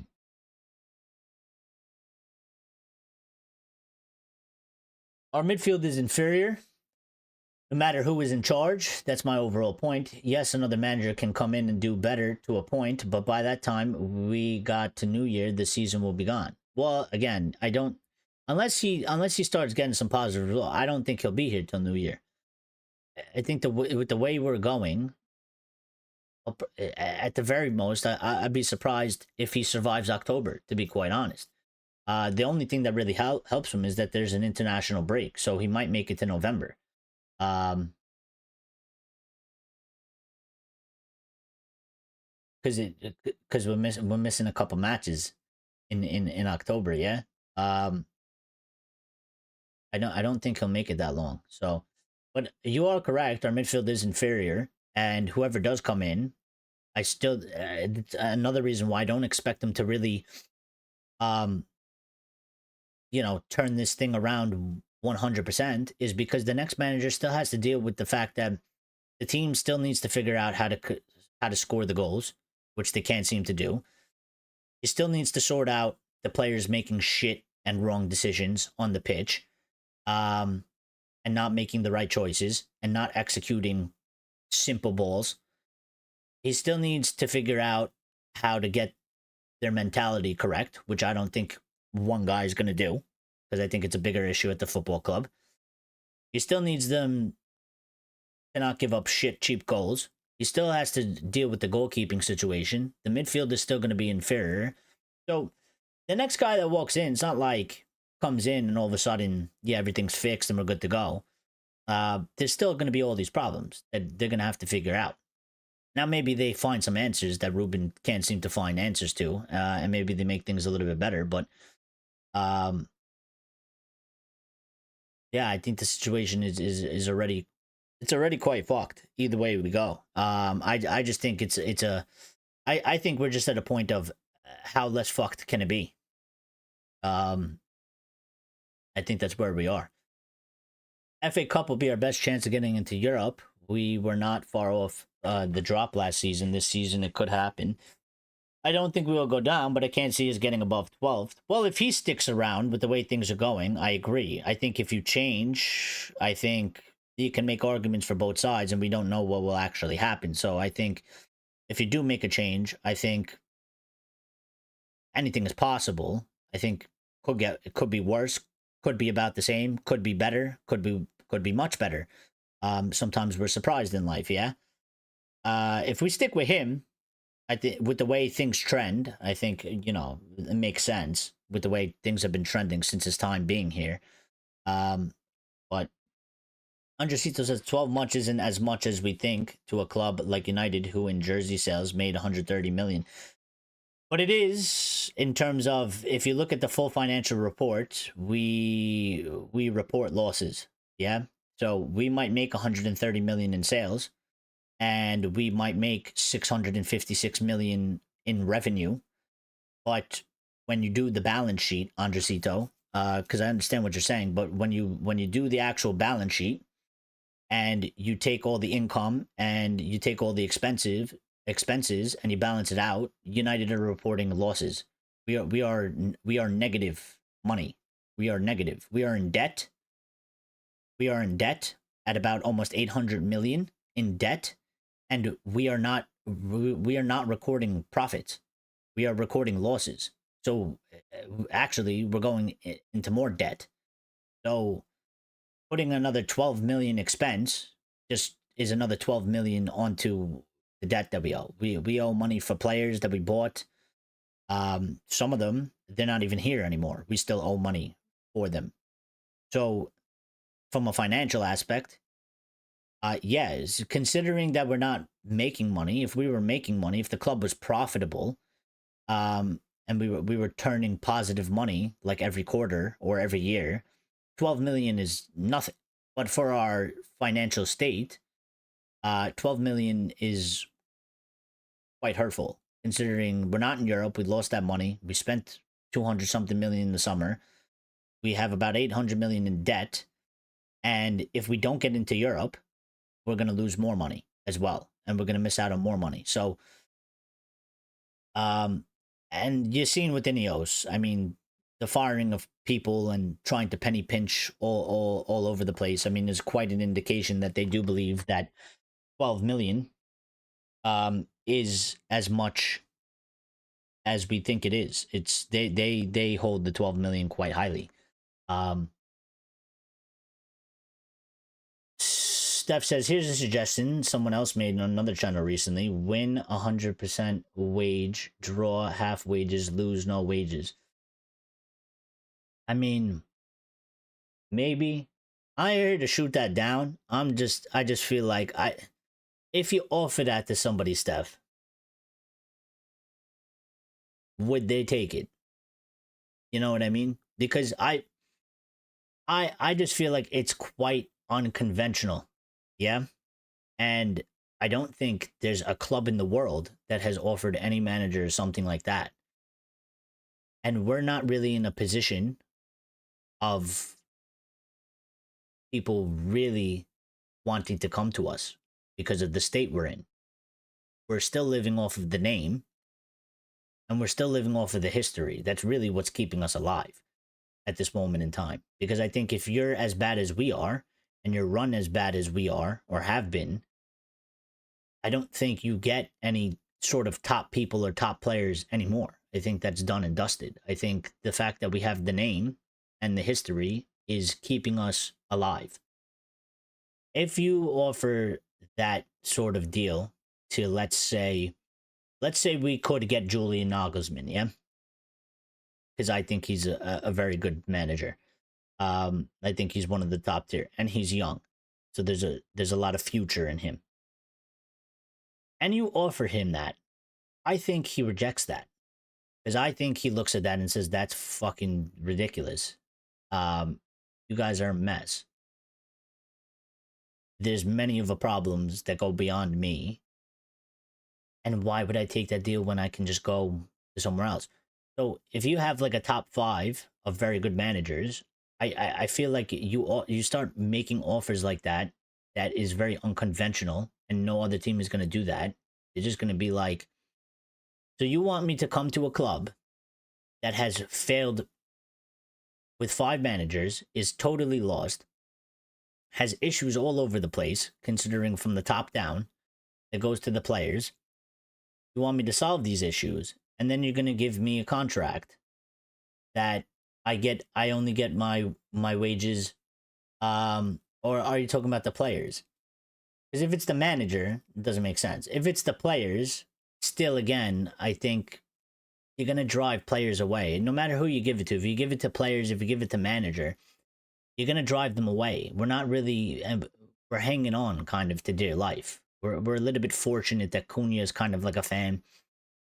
And so is Mbeumo. Because, I mean, Mbeumo had other suitors. I think he could have gone to a couple different teams. He could have followed his manager to Tottenham.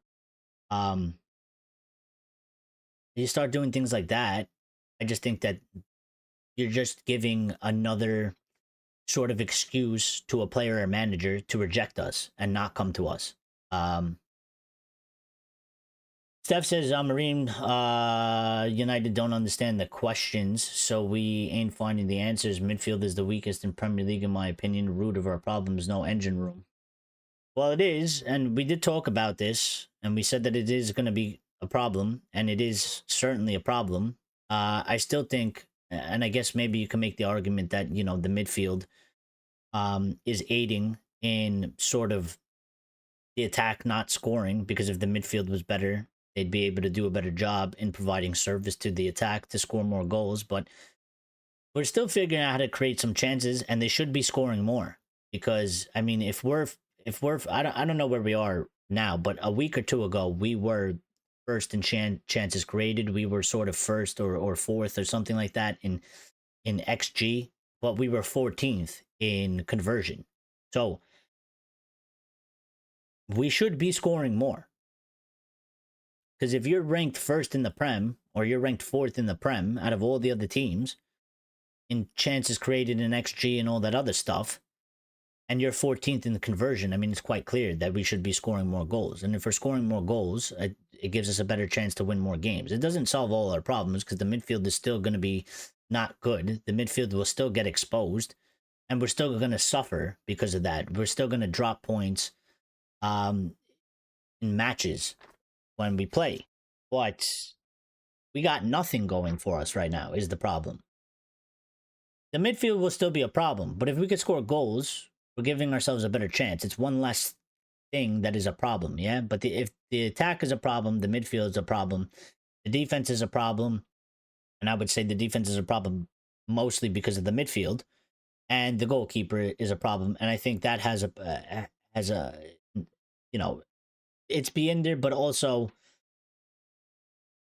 if your midfield's a problem and the defense is a problem, you're gonna have a problem with the goalkeeper as well. So,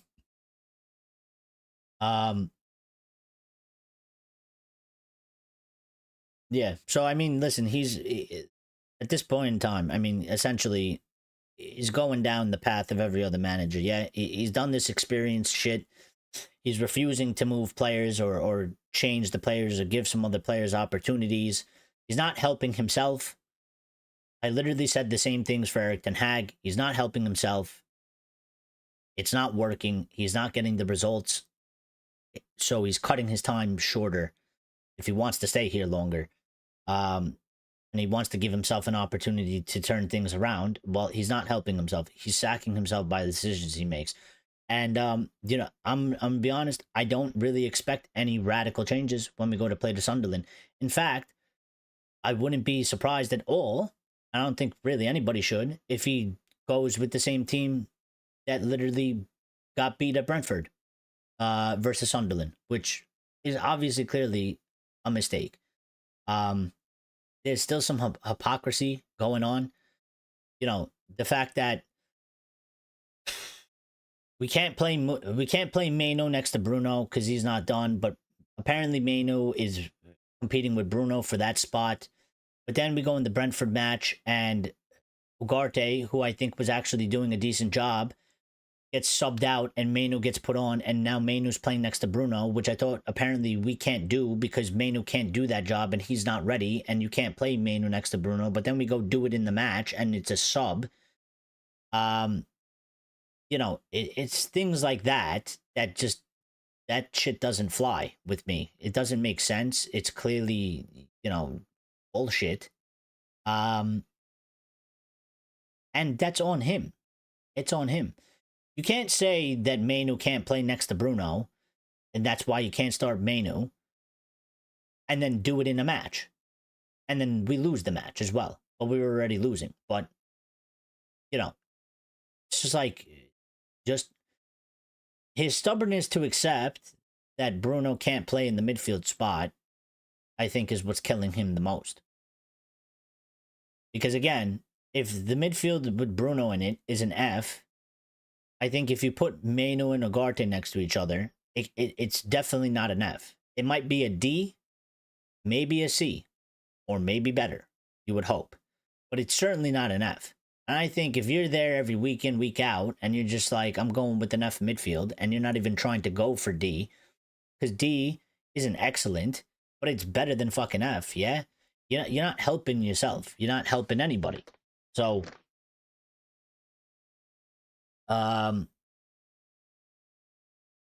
complacency needs to be replaced by consistency driven by money, so make them earn it. Well, there's ways to make them earn it, which is what I think we're doing, sort of, or what we've been trying to do, which is the lowering of the wage bill in terms of, you know, players aren't getting 250,000 like we were doing before. But I think maybe the pathway more forward. I mean, some of the players, listen, the contracts that they're on the contract. Maguire has his contract from a long time ago. Bruno has his contract, and he has his wage. Casemiro has his wage as well. There's a lot of players that are there that they have the contract they have. We can't do anything about it. The only thing that you could do about it is when going forward and getting new players and setting those kind of standards and not giving them such a high wage, and kind of making them work for the, you know, the pay rise. Because all the other clubs do that, you know. That's what other clubs do. I mean, they don't give you know, they have a good wage structure, but they make them earn it. Like, it's not like they're not rewarded for just coming to United. They get there, they win things, and they get better contracts as they win things. So But that's a whole process in itself, because a lot of the players we have, I mean, like Luke Shaw, like what do you do with him? I mean, he's on the contract he's on, but also who takes him? How do you get rid of him? How do you sell him? Who the fuck wants him for what we got? You know, those I think that process has to come over time. I think with the players that we're getting in, I think that it's a better situation. But when you look at the dynamic of the squad, they've signed about what basically a starting 11 worth almost. There's still another 11 plus players there that are on contracts that you can't really do anything about unless you get rid of them, and we've seen how difficult that is. So Amorim is making the best. Amorim is making the best he knows. He knows so little. Biggest hiring mistake in our club. I don't think he knows so little. Again, I don't insult the man's intelligence. If you listen to him speak, he actually knows quite a lot. But there's a difference between not being stubborn and implementing and making changes. And also, yeah, I think he has a quite good understanding. But in terms of football, I actually think I think if he goes somewhere else, I think he'll be all right. The reason is United is the problem. United is the problem. We are the problem. Now, I don't accept that this club is cursed. I think that's a weird sort of cop-out to say, but we are a problem. We are a problem, and we have to be a problem. But not in the sense that people say it. We are a problem because our club has many, many problems, so there is no way that we can't be the problem or a problem. Because players are leaving our football club and they're playing better and they're doing better. And I understand it's in different leagues, and I make that argument all the time, and I get it. And it makes sense. But there are certain things that go on. Like yesterday, I watched Rasmus Højlund score 2 goals. Yeah? The first goal that he scored, in the same exact situation where the play was set up, and you have the freeze frame before he's given the through ball. I've seen this in our team. When he was here, over the course of 2 seasons, I've seen him in the same exact situation. I've seen him make the same exact run. And when it's at United, that through ball, if you haven't seen it, go watch it. And just think to yourself and ask yourself, if that was United on the field and not Napoli, does he get that ball? And he doesn't. He made a run through the middle of the 2 defenders, and you know what they did at Napoli? They actually gave the striker a through ball. They actually played the ball to the striker and let him get a chance and let him do something with it. Here you go, take the ball. See if you could beat the 2 defenders and take a shot. The ball was also a good ball, which we can't do. And in that situation, there was a player out on the wing. And I know for a fact, United, whether it's Højlund or Sesko, right now, if they're making that run, guess where that ball goes? It doesn't go to the striker. They're not playing it to him. They're kicking it out to the wing. And when they kick it out to the wing, the winger is going to do something, and that ball is never finding our striker in the box, because we'll lose it one way or another. Whether they get tackled, or it's a shit cross, or they just don't put it in and they pass it backwards. The reason why Rasmus can play good and Rashford can play good at other teams and not at our teams is because our team is dysfunctional. We don't have the correct players. We don't have a team. We're not set up correctly. We're not good enough. We have individuals. We don't have a team. Yeah? Rasmus, even though playing in Serie A, and it's going to be easier for him, it's going to be easier for him because not all the onus is on Rasmus Højlund. Yeah? It's not all his responsibility like it was at Manchester United. Like it became at Manchester United. It was all about Rasmus all the time. Napoli have a team that just won the league. Napoli have a team. All those things are on managers. They're not. They're not. They're not. Because the manager is not running the entire football club at Napoli. They're not. I mean, if you took the people we had and you put them at Napoli, they'd probably be in the similar situation because they'd be making absolutely giant mistakes. So it's not all on the manager. It's not. It's absolutely not. Napoli have a sporting director. They have a director of football or whatever. They have all these people, yeah? They work with the manager. They made signings. They built a team. They created an environment for a manager to be able to manage and do his job, yeah? The team is well put together. They play as a team. They complement each other. The responsibility doesn't fall on one player. It is a team. So all he has to do is do his job as a striker. They will give him balls. They will provide service. We can't do that.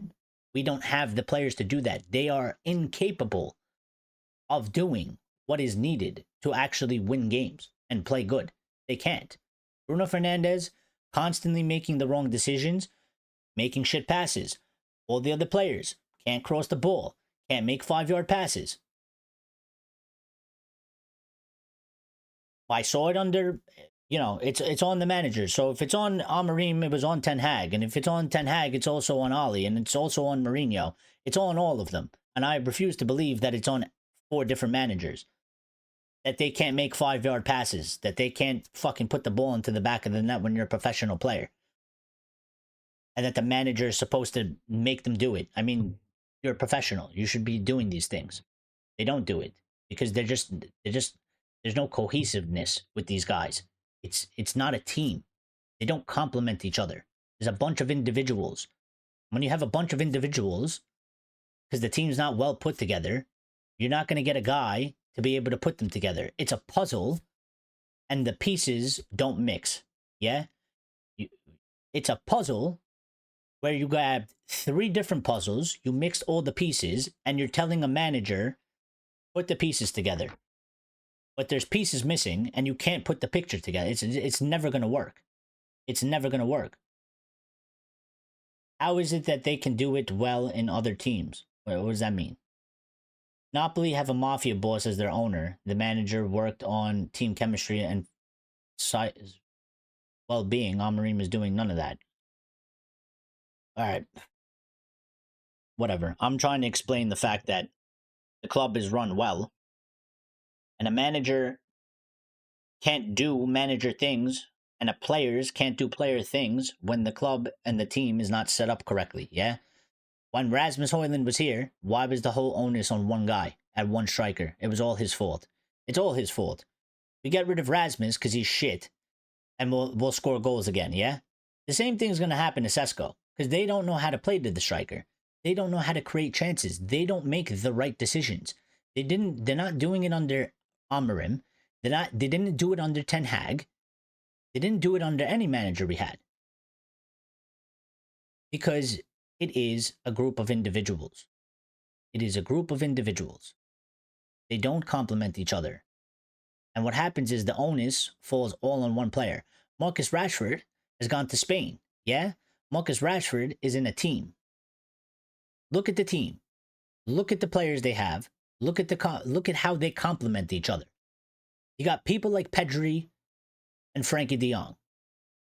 You got Rafinha. You got Yamal. Look at the abilities they have. Look at the lack of abilities they have, and look at what players cover other players on the pitch. And look at how they play together. We don't have that. We haven't had that. We haven't had that for 12 years. We're probably not going to have that.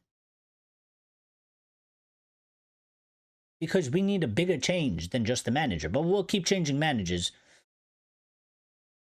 until one day everybody kind of opens their eyes and realize that, you know what? We need a bigger change than what we're actually getting, because it's not working for any manager. It's not going to work. It's not going to work. The reason why these guys are going into teams and slotting in so well is because they play as a team. Rasmus only has to do one job. Rasmus doesn't have to worry about everything. Rasmus is getting service. Why is he getting service? You could say it's the Serie A, but he's scoring goals in the Champions League. Why? Because they play as a team. Now, listen, don't get me wrong. The manager helps for sure. I mean, if you got somebody like Conte, it makes a difference. You have somebody like Hansi Flick, it makes a difference for sure, and it has an impact. But it's not just solely the manager. It's not just solely Hansi Flick. Because if Hansi Flick walked into Barcelona and Barcelona was highly dysfunctional and Barcelona was being run by morons, making bad decisions and acquiring bad players and not being able to put a squad together, Hansi Flick ain't managing his way out of that. And the same goes for Napoli. Napoli was being run like shit and they didn't have smart people making good decisions on about which players to acquire and how it fits into their team. Antonio Conte ain't managing his way out of that. It's just a fact.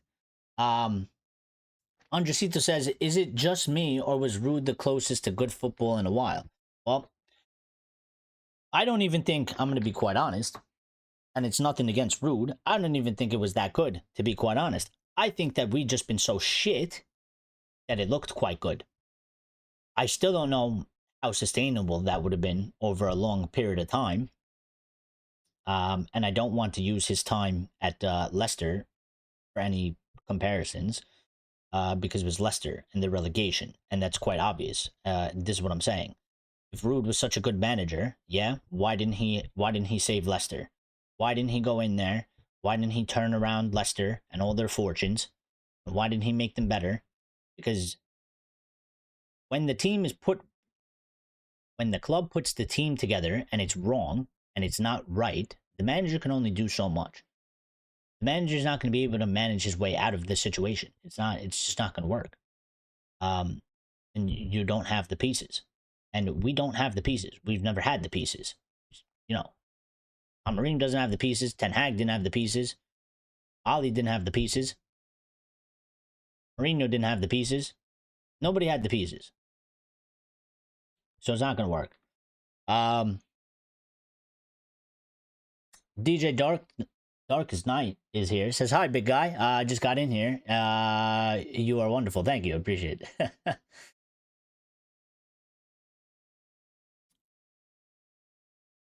Sorry, I'm late. What's going on? Do you know why?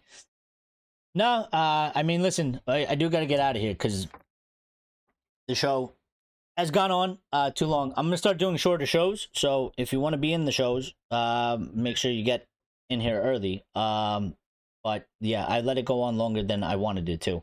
But we're going to start doing shows, and they're going to be a lot shorter, about an hour and a half tops, going forward for the foreseeable future, because it's just things that needs to happen.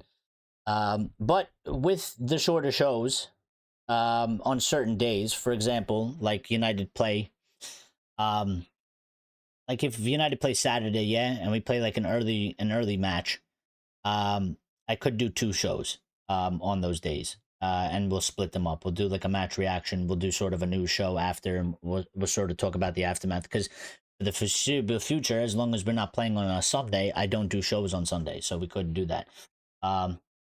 English time would be helpful. Well, so usually, so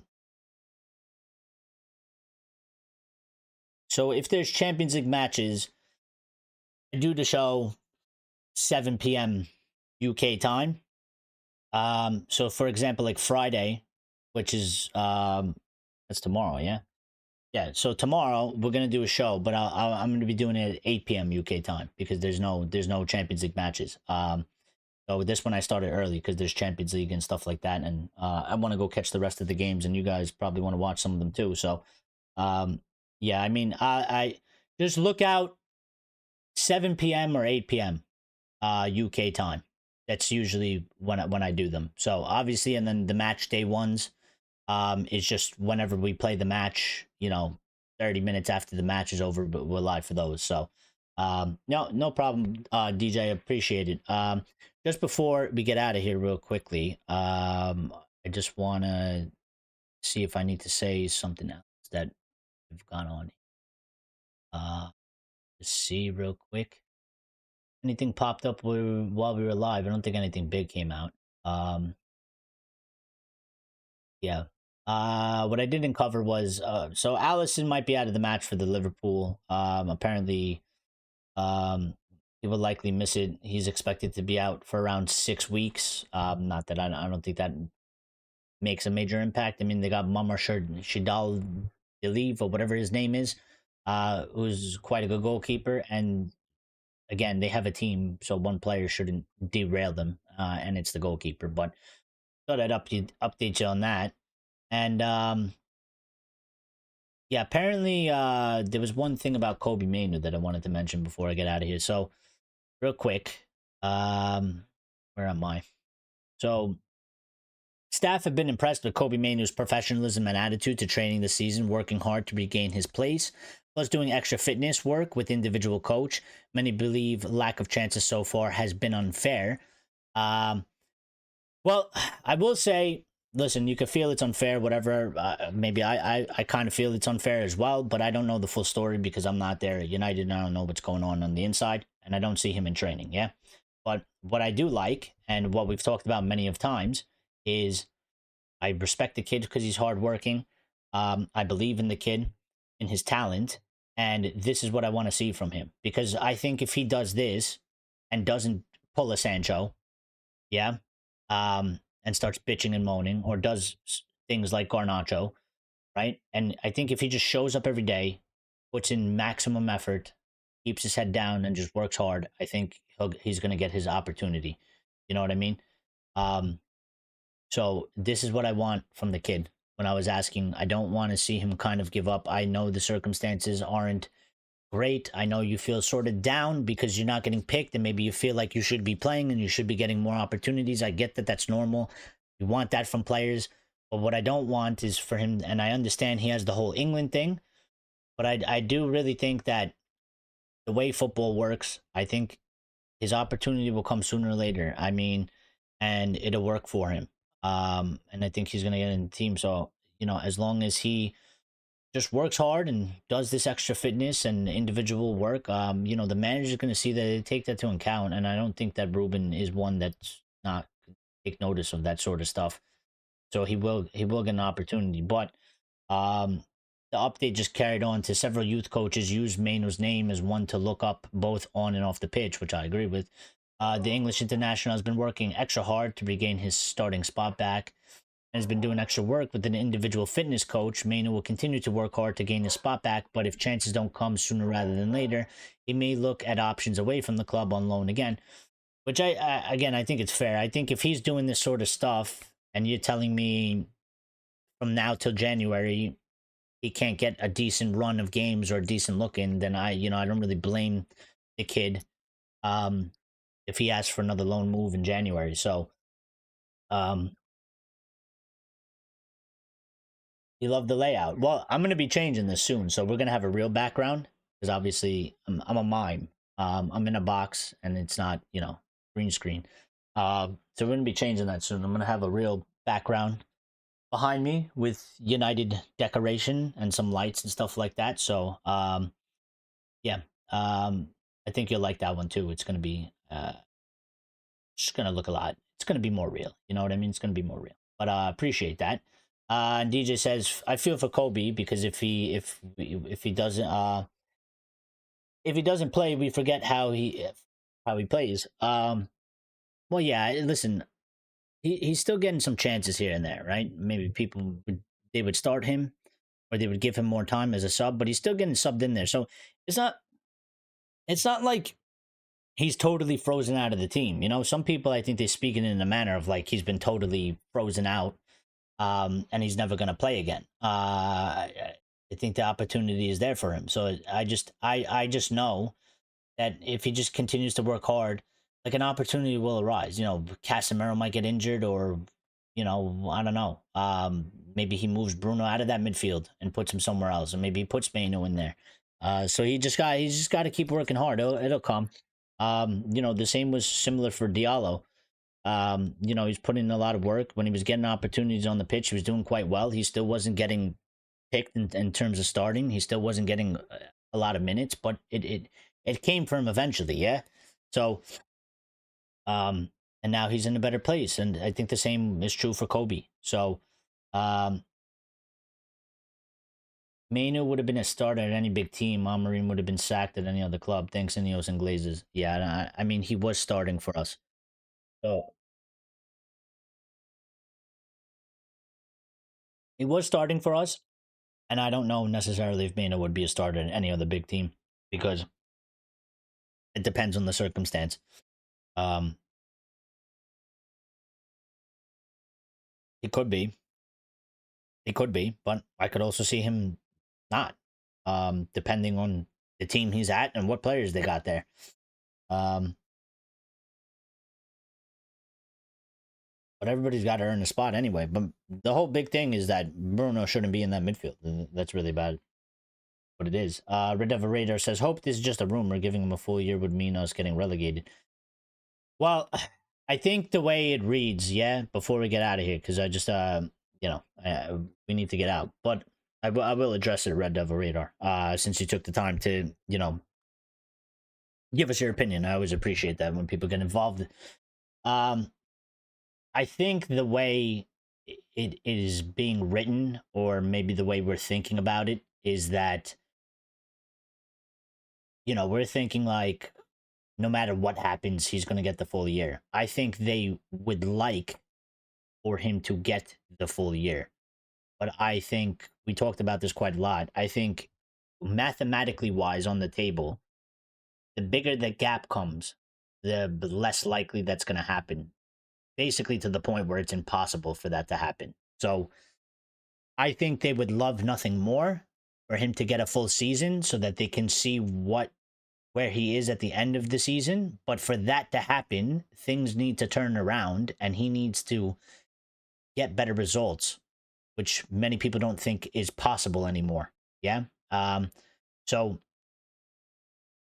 unless he does that, I don't see a way of him possibly getting a full season. I think Sir Jim would love for him to get a full season. I think Omar and the rest of them would love for him to get a full season, because I think if you make the argument for him to get a full season, things need to turn around and things need to go a lot better. Yeah. And then I don't think anybody can, I mean, not nobody, but I think many people that maybe have lost faith or whatever, they can be like, all right, it's doing better enough that we can let him see out through the end of the season, and then we'll see what we do when the season's over. But with the way the form is going so far, if it continues this way or it gets worse, there's just no way that he has a full year. There's no way for them to actually sell that to anybody, the fans or anybody. There's no way for them to sell that.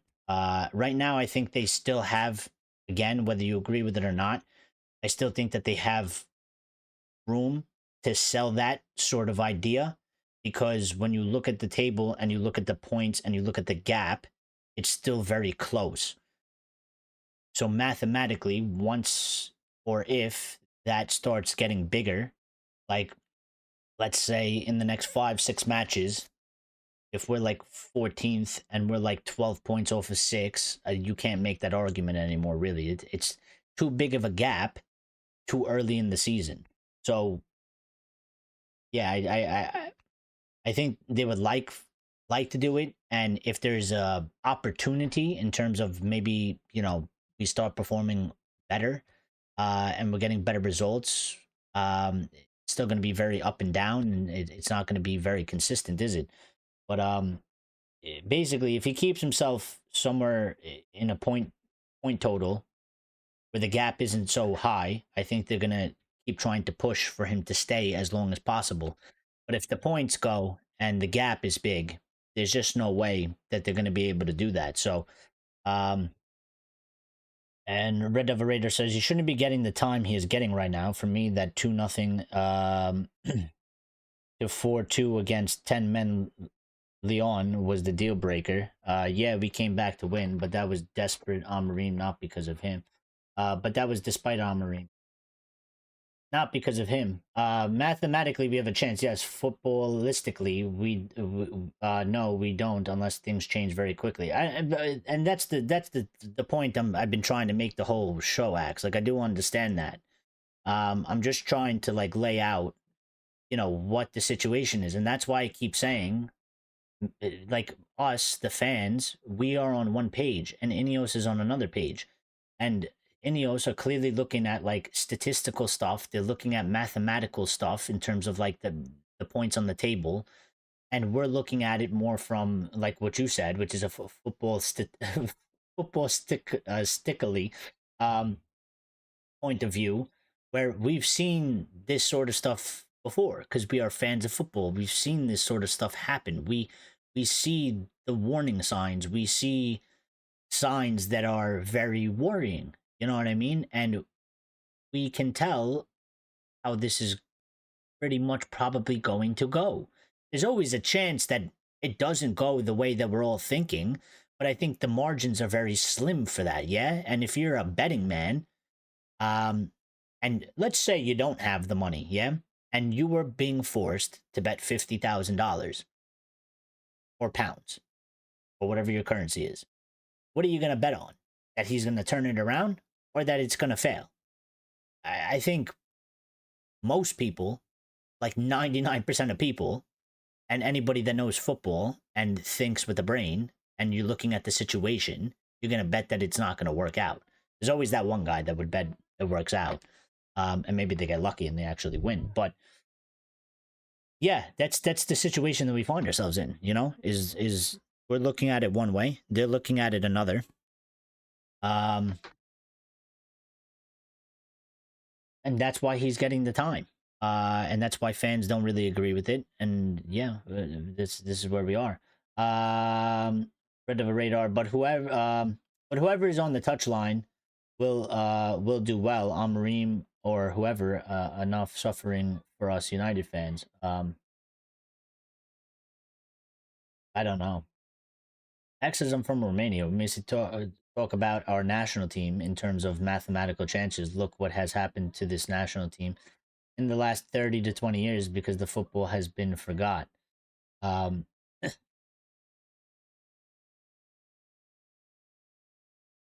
yeah, I mean, I don't know. Listen, we'll save more of this conversation for tomorrow, okay? Because we're gonna do a Friday freestyle. We could talk about whatever you guys want to talk about. I try to get this show, Friday freestyle, to be more so led by you guys. So I would advise, if you guys are going to show up for tomorrow, which I hope you do, because they're usually very good and they're very fun, think of some things that you would like to talk about. Um, Topics.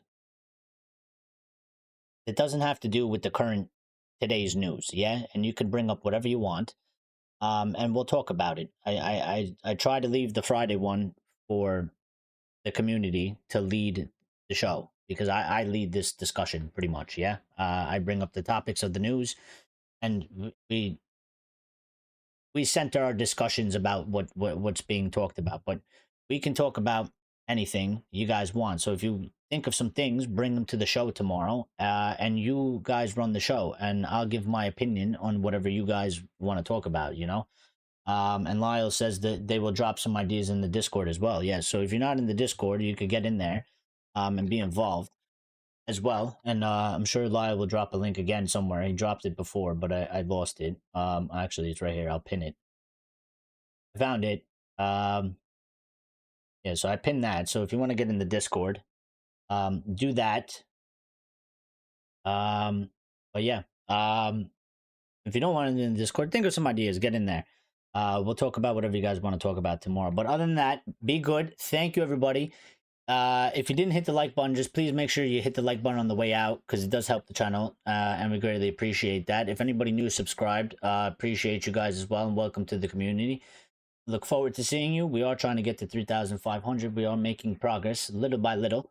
Shout out to all the chat members: Red of a Radar, Lyle, Axe, Stephanie, DJ, Darkest Night, Lucky United Focus, Stephanie. I think I said Stephanie already. Andresito. Shout out to all of you. Sandy was in here for a couple minutes, but shout out to all the ones that don't get involved in the chat and just viewers. Shout out to all you guys as well. Yeah, so everybody be good. Axe says good night, glazes out. Well, that one, I think everybody in the entire world agrees with that. Yeah, so good night, be good, guys. Glazes out, always and forever until the day they are out. And we'll speak tomorrow. We'll see each other tomorrow, all right? Let's go enjoy the rest of the Champions League matches that are on right now. So take care, guys. Be good. Thank you, guys.